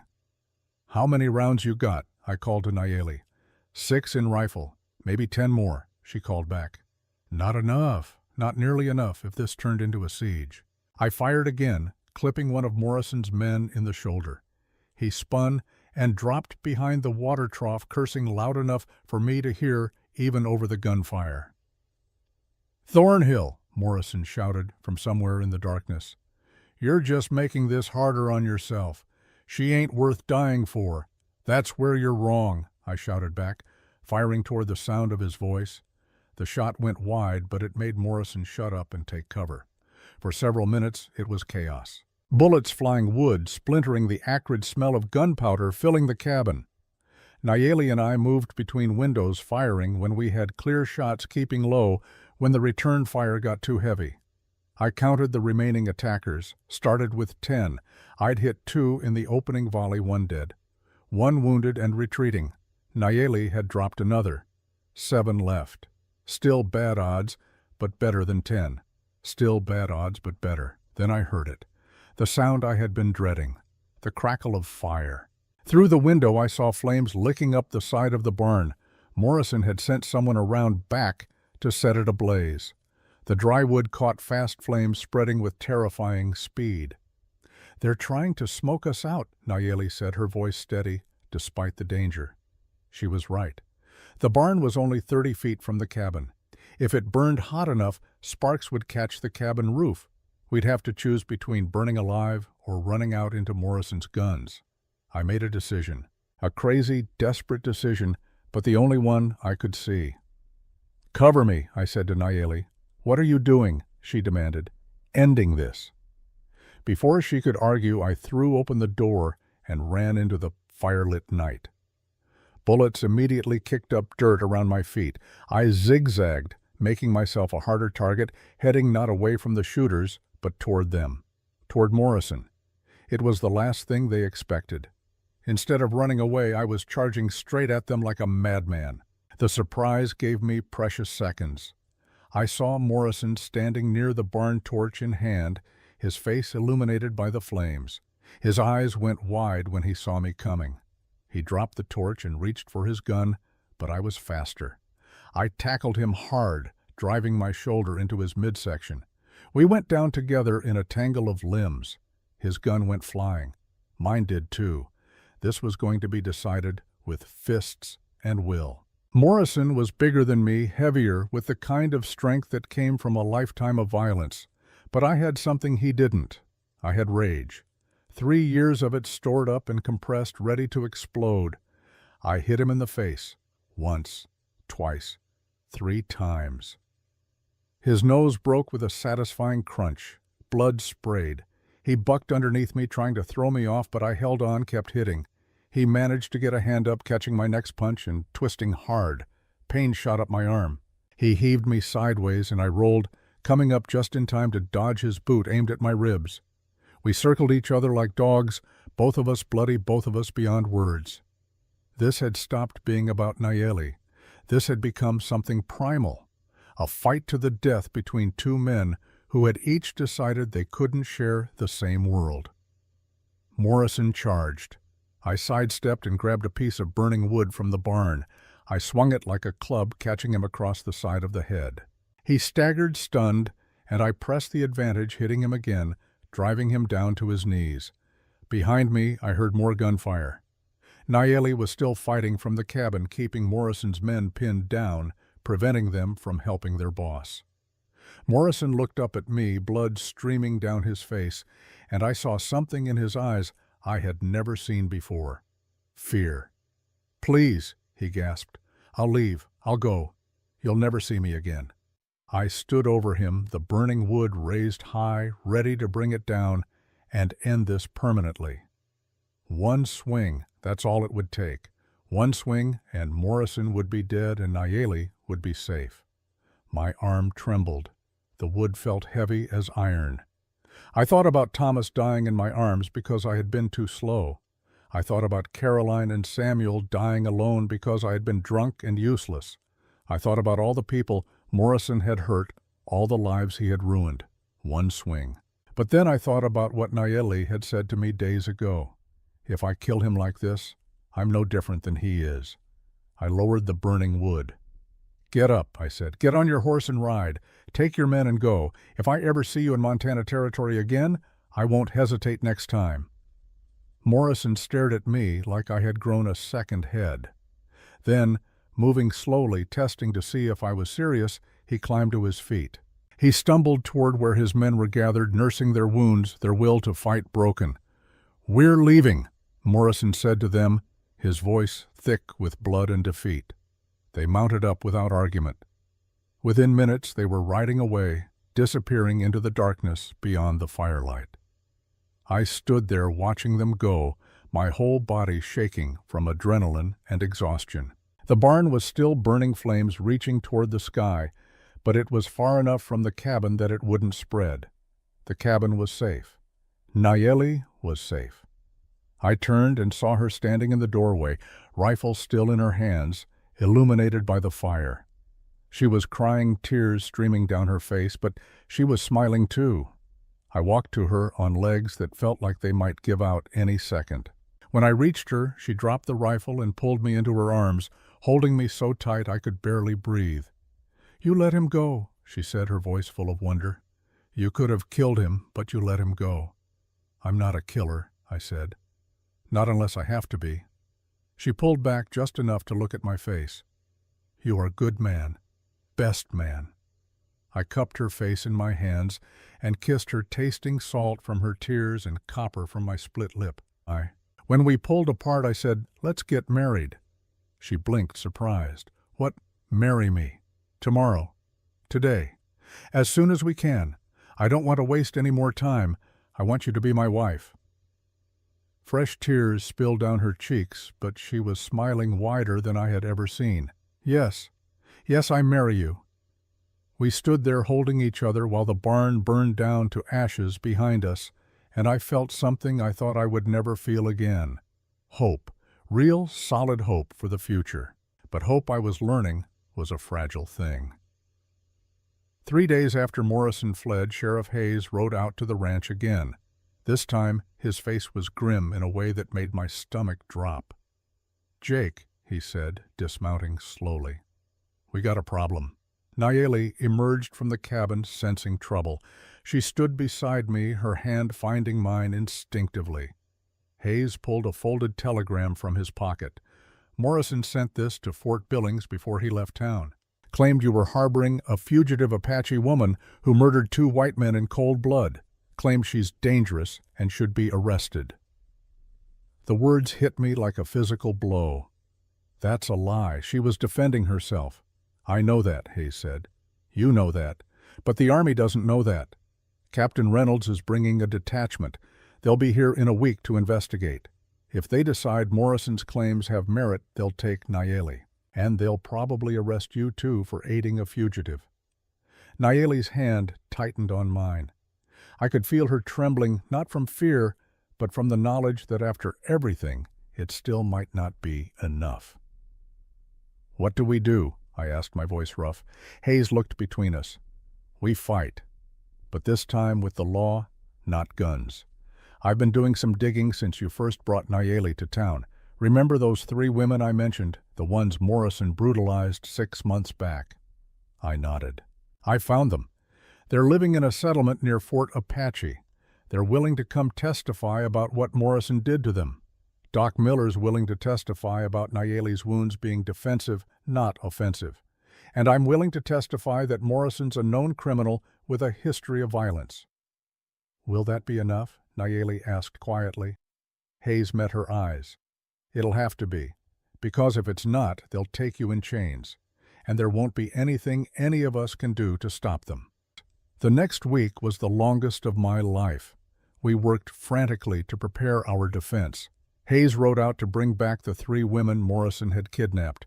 Their names were Maria Ruth and Little Dove. Each of them carried scars, physical and otherwise, from their time in Morrison's captivity. When they arrived at the ranch, they embraced Nayeli like a sister, all of them crying, all of them sharing the bond of survival. Doc Miller came with his medical records and his testimony. Even a few townspeople, ones who had watched us work honestly and seen Nayeli's character, agreed to speak on our behalf. But I couldn't shake the fear that it wouldn't be enough. The Army had already decided Apache were the enemy. Would they listen to reason?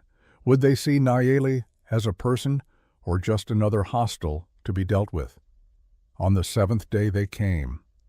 Captain Reynolds rode at the head of 20 soldiers, their blue uniforms bright against the Montana landscape.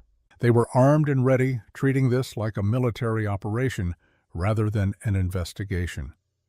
Reynolds was a hard-looking man in his 40s with steel-gray hair and eyes that had seen too much war. He dismounted and approached with the bearing of someone who expected to be obeyed without question. "Mr. Thornhill," he said, his voice clipped and formal, "I'm here to take custody of the Apache woman known as Nayeli, wanted for the murder of 2 white men." "She's not wanted for anything," I said, keeping my voice steady despite the rage building in my chest.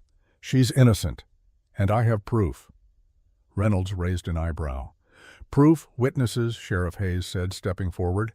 "Testimony, medical evidence, everything you need to see that Morrison lied." Reynolds considered this. "Very well, I'll hear your evidence, but understand if I'm not satisfied the woman comes with me." We gathered everyone in the yard. The 3 women Morrison had kidnapped went first, each of them telling their story. The horrors they had endured.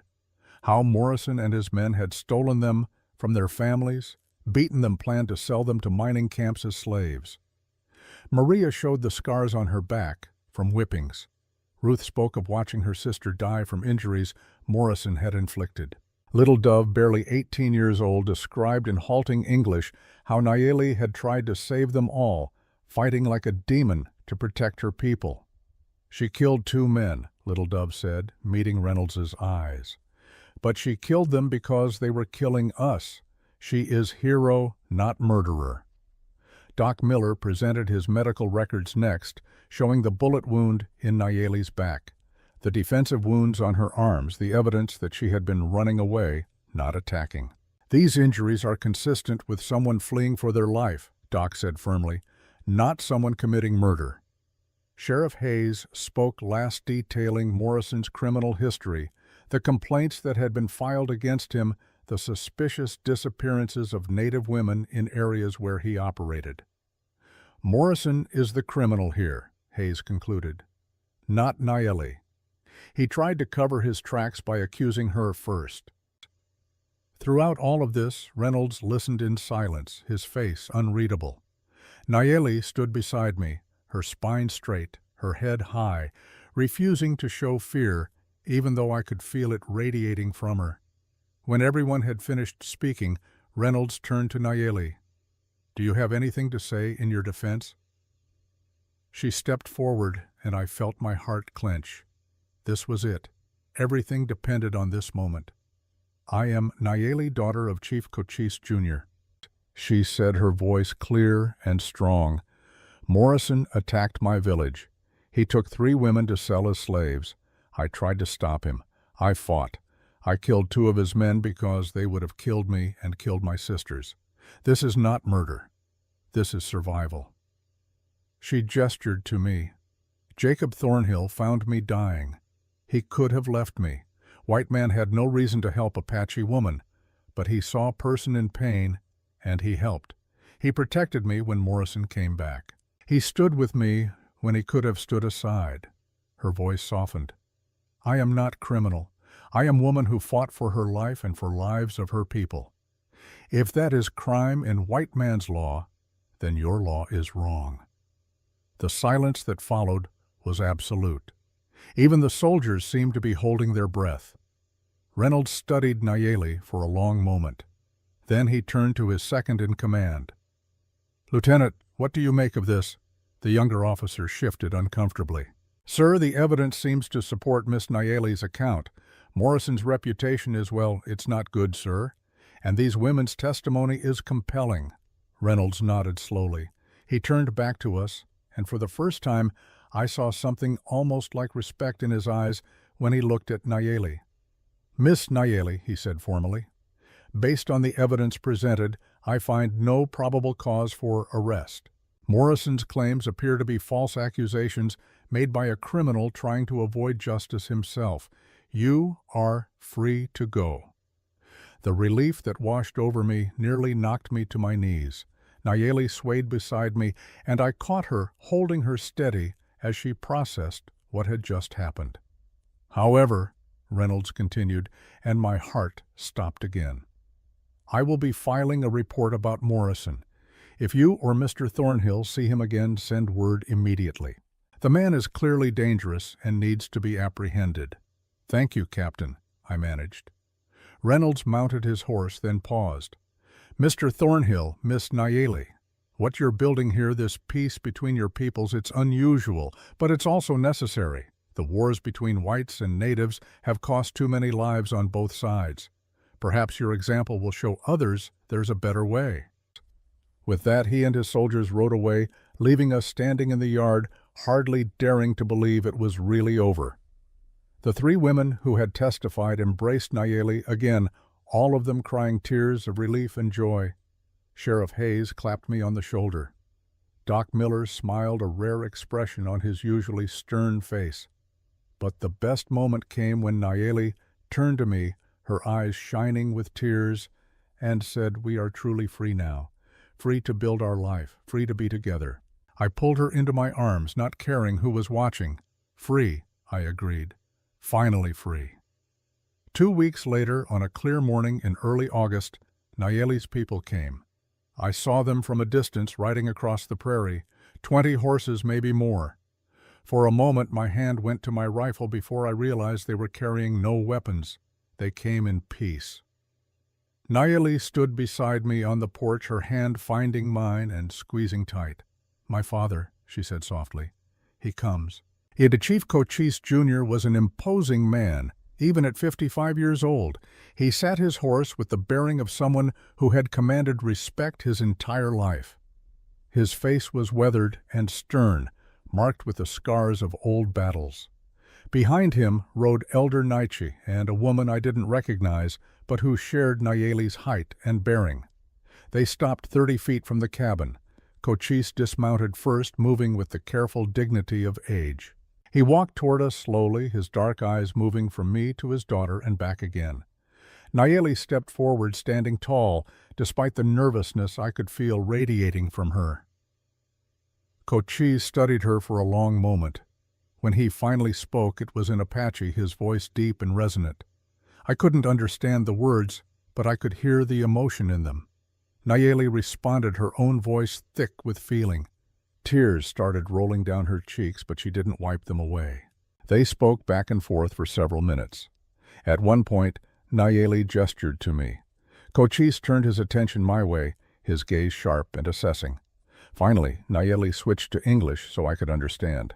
"My father says he has been blind," she translated, her voice shaking. "He says I am not punishment. I am gift. He says he is sorry." Cochise spoke again, looking directly at me this time, and Nayeli translated. "He asks if you are the man who saved my life. If you are the one who stood against Morrison's men. If you are the one who wishes to marry me." I met Cochise's eyes steadily. "Yes, sir, to all of those things." Cochise nodded slowly. He spoke again, and Nayeli's face transformed with joy as she translated. "He says by Apache law, you have proven yourself. You saved my life when you had no obligation. You protected me when others would have abandoned me. You see me as I am, not as others say I should be." She paused, her voice breaking. "He gives his blessing. He welcomes you as son." The tight knot of tension I had been carrying loosened. I hadn't realized how much I wanted her father's approval until I had it. Cochise stepped forward and extended his hand. I took it, and we gripped forearms in the Apache way, a gesture of respect between equals. The tall woman who had ridden with them came forward then. She was introduced as Hanaya, Nayeli's older sister. She looked me up and down with obvious skepticism. She spoke rapid Apache to Nayeli, her tone challenging. Nayeli responded with equal heat, and I gathered they were arguing about me. Finally, Hanaya turned to me and spoke in accented but clear English. "My sister says you are a good man. I must see for myself. Fight me." I blinked. "I'm sorry, what?" "Fight me," she repeated. "Show me you are strong enough to stand beside my sister. Show me you are a warrior." Nayeli started to protest, but Cochise raised a hand, silencing her. He nodded at me, indicating this was something that needed to happen. I looked at Hania. She was nearly as tall as Nayeli, muscled and scarred from years of fighting. This wasn't going to be easy. "Hand to hand," Hania said. "First to yield loses." I nodded, handing my gun belt to Nayeli. Hanaya removed her own weapons. We faced each other in the open space in front of the cabin while the rest of the Apache formed a circle around us. She moved first fast, as a striking snake. Her fist came at my face, and I barely blocked it. The impact jarred my arm all the way to the shoulder. She was strong, very strong. I countered with a quick jab to her midsection. She absorbed it without flinching and swept my legs out from under me. I hit the ground hard, dust flying up around me. Hanaya stood over me. "Get up." I got up. We circled each other. She attacked again, a flurry of punches and kicks that I defended against more through instinct than skill. She was better trained than me, faster, stronger. But I had one advantage. I had spent 3 years working myself to exhaustion every single day. I could take punishment. I could keep going long after my body said to quit. I let her hit me, absorbing the blows, waiting for an opening. When she overextended on a kick, I moved inside her guard and took her down with a wrestling throw my father had taught me. We grappled on the ground, strength against strength, neither of us able to gain clear advantage. Dust coated us both, turned to mud by sweat. My muscles screamed, my lungs burned. Finally, after what felt like hours, but was probably only 10 minutes, we broke apart and stood, both of us gasping, both of us bloodied. Hanaya looked at me with new respect. You do not fight like white man. You fight like Apache. You take pain and keep going. You do not quit. I don't quit, I agreed, spitting blood. She nodded once decisively. You are worthy of my sister. Just like that, the fight was over. Hanaya embraced me, slapping my back hard enough to make me stumble. Then she went to Nayeli and hugged her, speaking softly in Apache. Elder Naichi stepped forward, then raising his hands for attention. We perform ceremony, he announced in English. Apache marriage, today, now. I looked at Nayeli. She was smiling through her tears, nodding. Today, I agreed. Now. They built a fire in the center of the yard. The Apache gathered around it, forming a circle. Naichi stood at the head, his old face solemn and dignified. Nayeli and I stood facing each other, holding hands. Naichi spoke in Apache, his words carrying the weight of centuries of tradition. Though I couldn't understand the language, I could feel the sacredness of the moment. He turned to me. In Apache way, he said in English, man and woman choose each other freely. No force, no obligation, only heart.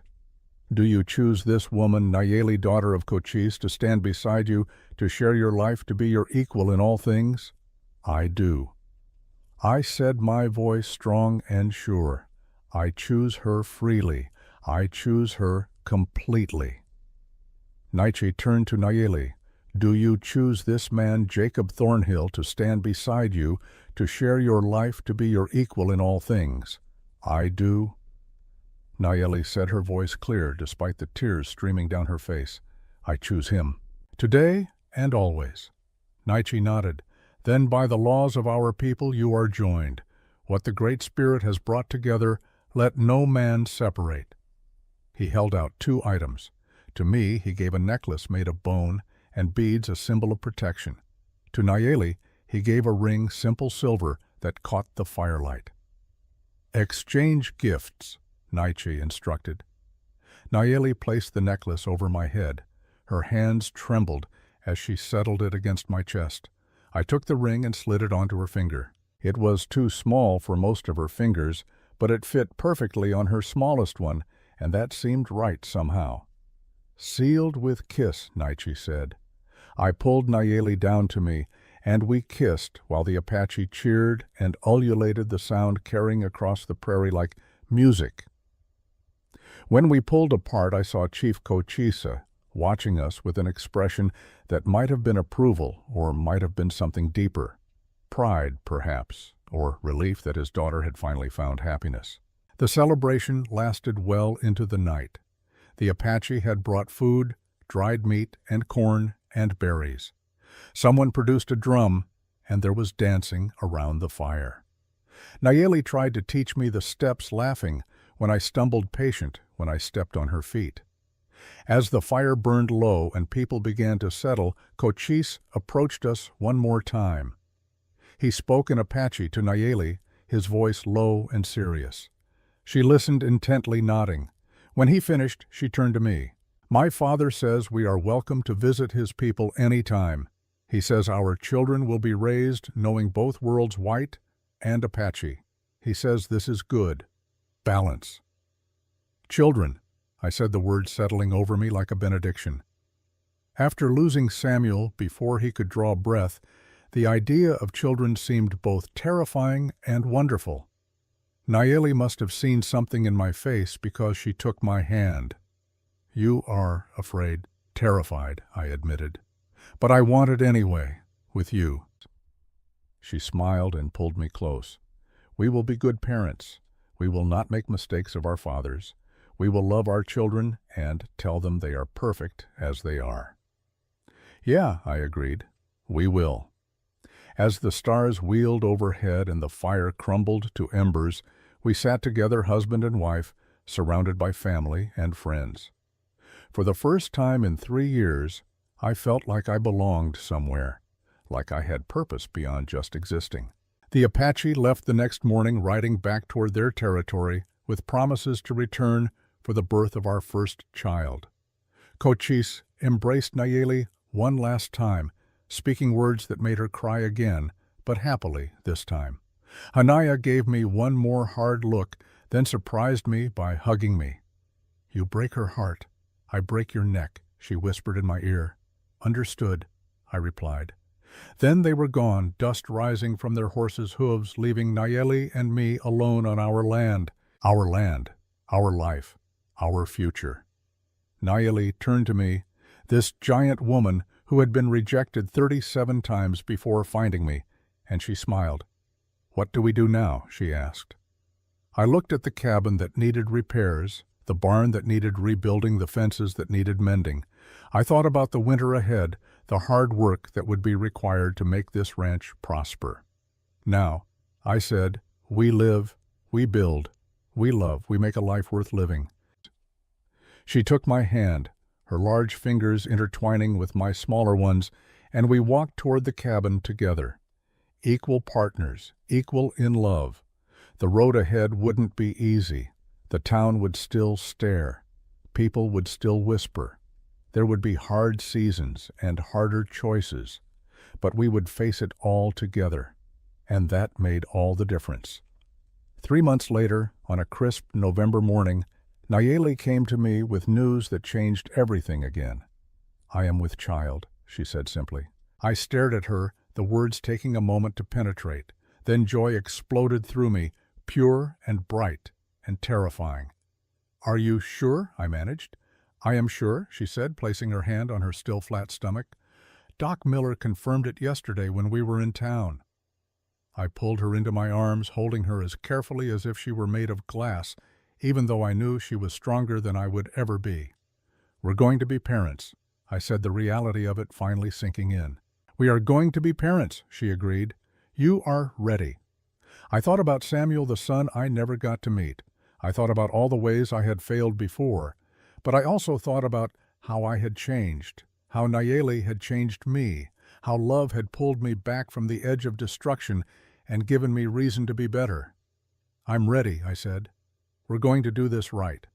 And we did. The pregnancy was not easy. Nayeli's size made everything more complicated. Doc Miller watched her closely, visiting the ranch every 2 weeks to check on her progress. The town's attitude had softened somewhat after our marriage curiosity, replacing some of the hostility. As winter settled in and Nayeli's belly grew, we prepared. I built a cradle from ash wood carved with careful hands. Nayeli sewed baby clothes, her large fingers surprisingly deft with needle and thread. In April of 1888, as spring rain fell soft on the roof, Nayeli went into labor. The labor lasted 14 hours. Pain that would have broken a lesser woman, but Nayeli bore it with the same strength she bore everything else. Gritting her teeth, gripping my hands until I thought my bones would crack. Doc Miller stayed the entire time, monitoring, encouraging, ready to intervene if needed. But it wasn't needed. At sunrise on April 17th, Nayeli delivered our first child, a daughter. When Doc Miller placed her in my arms, I wept. This tiny, perfect thing, with her mother's dark hair and my light eyes, weighing barely 8 pounds but alive. So beautifully alive. "She's perfect," I whispered. "She is." Nayeli agreed, exhausted, but smiling. "What do we name her?" I asked. Nayeli thought for a moment. "Elu," she said. "It means beautiful and full in Apache. She is both." "Elu." I repeated, testing the name. "Elu Thornhill." Our daughter opened her eyes and looked at me, and in that moment I fell completely in love all over again.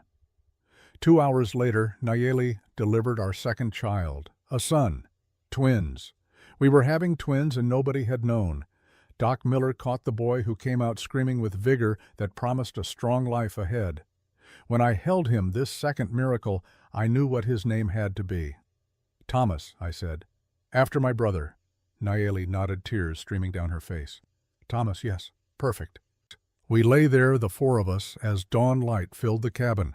2 parents and 2 children, a family forged from pain and loss, but tempered by love.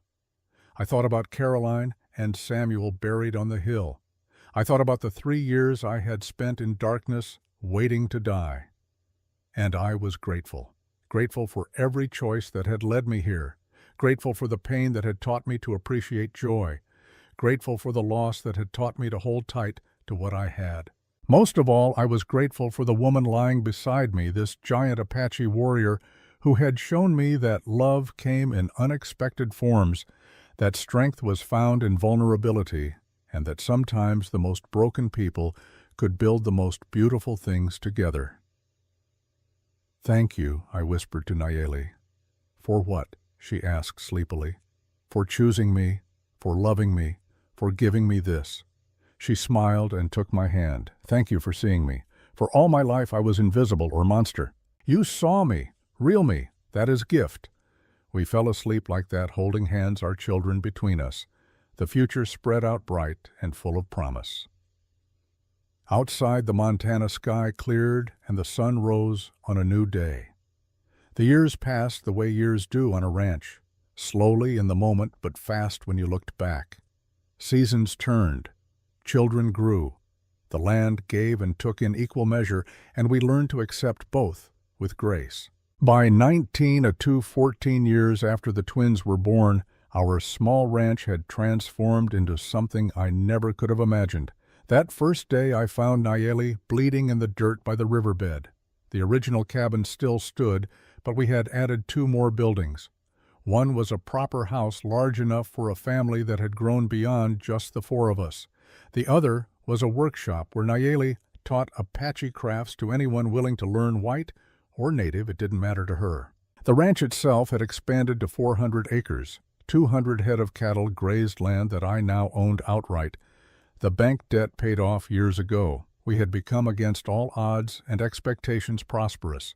But more than that, we had become a symbol, a bridge between 2 worlds that had spent so long at war.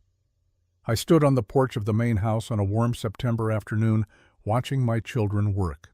Ailu was 14 now, tall like her mother at 6 feet 2 inches, with long dark hair she wore in a single braid down her back. She was helping mend the corral fence, lifting posts that would have required 2 men doing it with the easy strength she had inherited from Nayeli. Thomas worked beside her, an inch shorter than his sister, but broader in the shoulders, his mixed heritage visible in the copper tone of his skin and the sharp angles of his face. He was measuring and cutting wood, precise in his movements, patient in his work. They argued as they worked the way siblings do, but underneath the bickering was love. Deep, unshakable love. I was 49 years old now, my hair more gray than brown, my face lined with years of sun and wind. My body ached in the morning's joints, protesting the hard work of ranching, but I was content, in a way I had never been in my youth. Behind me I heard the door open. Nayeli stepped out, moving to stand beside me. At 43 she was still magnificent. Her hair, now streaked with silver at the temples, was still thick and long. Her body, marked by the passage of time and the bearing of children, was still strong. She had never grown smaller or softer. She remained exactly what she had always been, a giant, a warrior, a force of nature. She slipped her hand into mine, a gesture so familiar after all these years that I barely registered it, yet it still brought me comfort every single time. "What are you thinking about?" she asked. "Everything," I said. "Nothing. How we got here." She smiled that smile that still made my heart skip after 14 years of marriage. Long journey, I agreed. The sound of hoofbeats drew our attention. A single rider was approaching from town. As he got closer, I recognized Sheriff Hayes, older now, moving a little stiffly in the saddle, but still wearing his badge. He dismounted at the porch, tipping his hat to both of us. "Jake, Nayeli? Hope I'm not interrupting." "Never an interruption, Sheriff," I said. "What brings you out this way?" Hayes pulled an envelope from his jacket. "Got a letter for you. Come all the way from Washington. Figured it must be important." I took the envelope, studying the official seal. Nayeli leaned closer, curious. "What is it?" she asked. I opened it carefully, unfolding the thick paper inside. As I read, my eyes widened. "It's from the Bureau of Indian Affairs," I said slowly. "They want us to come to Washington, to speak to Congress about relations between settlers and native peoples. They say our ranch, our family, represents a model of peaceful coexistence. They want to hear our story." Hayes nodded. "Word's gotten around about what you two built here. How you got Apache and white folks working together, living together, respecting each other. Government's finally figuring out maybe violence ain't the only answer." Nayeli looked at me, uncertainty in her eyes. "What do you think?" I thought about it. The journey would be long, difficult. We would have to leave the ranch for weeks, maybe months. We would be putting ourselves in front of powerful men who might not like what we had to say. But I also thought about what it could mean. If we could help even one other place find peace the way we had, wouldn't that be worth it? "I think we should go," I said. "If our story can help others, we owe it to them to tell it." Nayeli nodded slowly. "Yes, we go. We tell them truth, that love is stronger than hate, that people can change if they choose to." Hayes smiled. "Thought you'd say that. I'll send word you're accepting." After he left, Nayeli and I sat on the porch steps, watching our children work. The sun was beginning its descent toward the horizon, painting the sky in shades of gold and rose. "Do you ever regret it?" I asked suddenly. "Marrying me, staying here, instead of going back to your people?" Nayeli looked at me like I had asked if the sky was made of cheese. "Regret? How could I regret you gave me life? Real life. Not just breathing and eating. Life with purpose, with love, with family." She gestured to Elu and Thomas. "Look at them. They are strong. They are proud. They know both worlds and belong to both. They will never feel shame for who they are. That is gift we give them." How could I regret? I leaned my head against her shoulder, this woman who had to bend down slightly to accommodate my height, and felt peace settle over me like a warm blanket. "I love you," I said. "After all these years, I love you more than I did that first day." "I love you," she replied. "You saw me when I was invisible. You wanted me when no one else did. You stood with me when others would run. That is love that never dies." We sat like that until the sun touched the horizon, until Elu called out that dinner was ready, until Thomas came to tell us about his day. That night, after the children were asleep, Nayeli and I lay in bed together in the darkness. Our room was in the new house, larger than the old cabin, with a bed built specially to accommodate Nayeli's height. "Tell me again," she said softly. "Tell me about the day you found me." It was a story she asked for often, especially when she was feeling reflective. I think it reminded her of how far we had come, how close we had been to never having this at all. It was July 15th, 1887. I began, my voice quiet in the darkness. The sun was setting, painting everything gold. I was riding home from Billings, thinking about nothing in particular, when I saw something by the dry riverbed. At first I thought it was just a shadow, but then I realized it was you. "And you did not leave me," she prompted. "I didn't leave you," I confirmed. "Even though it would have been easier, even though it was dangerous. I couldn't leave you there alone. Something in me wouldn't allow it." "What did you think when you first saw me?" she asked. "I thought you were the most magnificent thing I had ever seen," I said honestly. "Even wounded, even dying, you were magnificent. And I knew somehow, I just knew that saving you would save me too." She was quiet for a moment. Then she said, "I was going out there to die, you know. I had decided. 37 men had rejected me. My father called me punishment. I thought maybe they were right. Maybe world would be better without me in it." My chest tightened. I had suspected as much, but hearing her say it still hurt. "But then you found me," she continued, "and you looked at me with eyes that saw person, not monster. And you touched me with hands that wanted to heal, not hurt. And you gave me reason to live. So when people ask me what I regret, answer is nothing. I regret nothing, because that day we saved each other. I pulled her closer, feeling the solid warmth of her body against mine. We did save each other, and we built something beautiful. We did, she agreed. Tomorrow we tell children about Washington trip. Tomorrow, I said, but tonight we just rest. She kissed me softly, and we fell asleep tangled together the way we had every night for 14 years. The trip to Washington happened in the spring of 1903. We traveled by train, a journey that took a week and left us all exhausted but amazed. The twins had never been further east than Billings. The sights of the big cities left them speechless. Washington itself was overwhelming. Buildings taller than anything we had in Montana. Streets crowded with more people than lived in our entire county. The noise, the smells, the sheer press of humanity. But the purpose of our trip kept us focused. We were brought before a committee of congressmen, serious-faced men in expensive suits, who looked at Nayeli with barely concealed astonishment. Even after all these years, her height still shocked people who weren't prepared for it. A senator from Massachusetts, a thin man with spectacles and a sharp voice, spoke first. "Mrs. Thornhill, we have read reports of your ranch, of how you have managed to create peace between Apache peoples and white settlers. We are curious how this was accomplished." Nayeli stood to speak. She had practiced her English for months, wanting to make sure she was understood clearly. When she stood, she towered over everyone in the room, and I saw several congressmen shift uncomfortably. But Nayeli didn't shrink or apologize. She stood tall and proud. "Peace is not complicated," she said, her accent still present but her words clear. "Peace comes when people see each other as human, not as enemy, not as threat, as human." She gestured to me.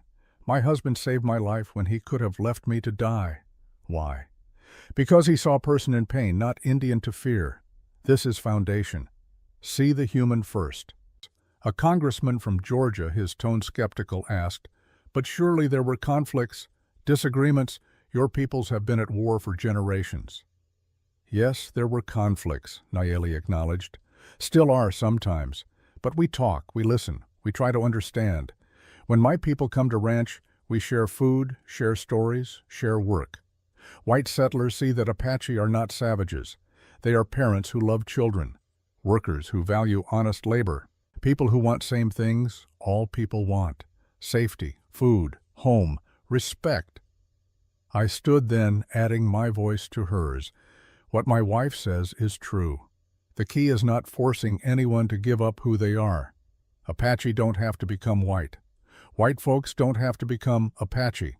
We just have to respect each other's humanity, work together where we can, live peacefully where we differ." Another senator, this one from New York, leaned forward. "Mr. Thornhill, there are reports that you married this woman according to Apache custom, that you live partially according to their ways. Some might say you've betrayed your own people."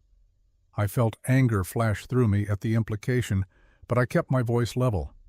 "I married the woman I love according to her traditions because those traditions are beautiful and meaningful. Our children know both Apache ways and white ways. They speak both languages. They honor both heritages. That's not betrayal. That's bridge building. That's the future." The questioning went on for 3 hours. Some senators were genuinely interested. Others were hostile, seeing us as a threat to the established order. But we told our story honestly, holding nothing back. We told them about Morrison and the attack, about the town's initial rejection, about the slow, difficult process of building trust, about the families who now lived and worked together on our land and the surrounding territory. When it was over, we didn't know if we had changed any minds, but we had told the truth. And that was all we could do. The years continued to pass. Elu grew into a woman of striking beauty and strength, eventually marrying a young man, half Apache and half Scottish, who worked as a blacksmith in Billings. They gave us 4 grandchildren, the tallest of whom would eventually reach 6 feet 5 inches. Thomas became a lawman, following in Sheriff Hayes's footsteps. He married a white woman from town, a teacher named Sarah, who loved him for exactly who he was. They had 3 children, each of them carrying forward the legacy of 2 worlds united. The ranch continued to prosper. More families, both Apache and white, came to work the land. We built a school where children of all backgrounds learned together. We built a church that welcomed everyone, regardless of how they chose to pray. By 1920, our little corner of Montana had become known throughout the territory as a place where peace was possible, where difference was celebrated rather than feared, where people were judged by their character, not their blood. I was 67 years old by then, my body finally giving in to the decades of hard work. I walked with a cane, my joints stiff and painful, but my mind was sharp and my heart was full. Nayeli was 61, her hair now more silver than black, her face lined with the beautiful marks of a life well lived. She moved slower than she once had, but she was still strong, still capable, still magnificent. We sat on the porch one evening in September, the same porch where we had sat so many times before. Our youngest grandchild, a girl of 8 named Caroline, after my first wife, sat at our feet playing with a wooden horse I had carved for her. "Grandpa," Caroline said, looking up at me with serious eyes, "tell me the story again, about how you and Grandma met." I smiled. This story, our story, had been told so many times it had taken on the quality of legend in our family, but I never tired of telling it. "Well," I began, my voice raspier now, with age, but still strong enough. "It was a hot summer day in 1887, and I was the loneliest man in Montana."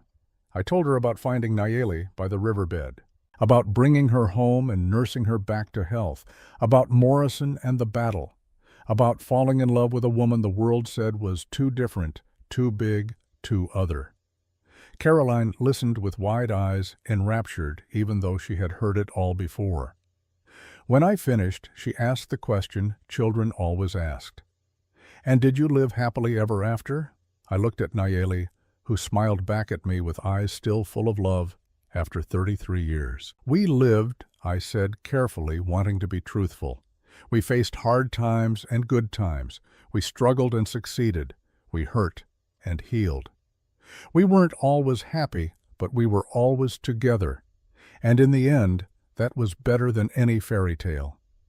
Carolyn thought about this. "I want that when I grow up, someone who chooses me every day." "Then find someone who sees you," Nayeli said, reaching down to stroke the child's hair. "Not what you look like, not what others say about you. Someone who sees real you and loves that person. That is secret." The sun set as we sat there, 3 generations bound by love and choice. Caroline eventually ran off to play, her laughter echoing across the yard. Nayeli took my hand, her large fingers intertwining with my gnarled ones. "Do you remember what you said to me that first night?" she asked. "When I was so afraid, I said you were safe," I replied, "that nobody would hurt you. You kept that promise," she said softly. "For 33 years you kept it. Through everything you made me feel safe, protected, loved. That is the greatest gift anyone ever gave me." I raised her hand to my lips and kissed it gently. "You gave me back my life. Before you, I was just existing. You taught me how to live again, how to love again, how to hope again. If anyone gave a gift, it was you." We sat in comfortable silence as darkness fell and stars began to appear overhead. The same stars that had watched over us that first night when I brought her home, broken and bleeding. The same stars that had witnessed every moment of joy and struggle since. "Jacob," Nayeli said quietly, "I am glad you found me that day." "So am I," I said. "So am I." 5 years later, in 1925, I died peacefully in my sleep at the age of 72. Nayeli held my hand as I slipped away, and the last thing I saw was her face, still beautiful to me after 38 years of marriage. She lived 3 more years without me, surrounded by children and grandchildren and great-grandchildren. She worked the ranch until the very end, still strong, still capable, refusing to slow down even as her body aged. When she died in 1928 at the age of 69, the funeral brought together more than 300 people. Apache and white, young and old, they came to pay respects to the giant woman who had shown them all that difference was not something to fear, but something to celebrate. They buried her next to me on the hill overlooking the ranch, our graves marked with simple stones that bore our names, the dates of our births and deaths, and one line that said everything that needed to be said. They chose each other, and through that choice built a bridge between two worlds. Our grandchildren took over the ranch, continuing the work we had started. The school remained open, growing larger each year. The community we had built continued to thrive. And our story became part of the legend of Montana, told and retold through generations. The rancher and the giant, the broken man and the rejected woman. Two people who should never have found each other, but who built something beautiful when they did. In the end, that's what love is. Not fairy tales or perfect happiness, but choosing someone every single day, seeing them for who they truly are, and loving them anyway.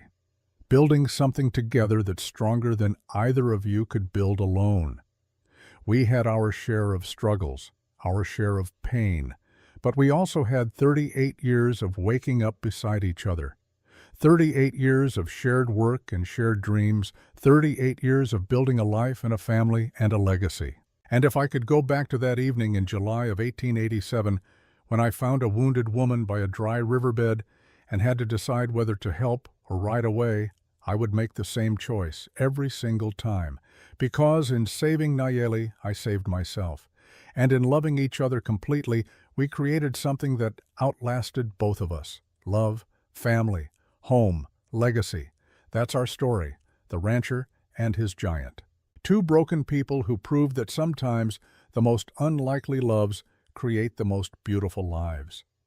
And our descendants living in Montana to this day carry that truth forward, that everyone deserves to be seen, to be loved, to be chosen. No matter how different they are, no matter what the world says about them, no matter how many times they've been rejected before, everyone deserves their chance at love. That's what we learned. That's what we taught. That's what we leave behind. The end.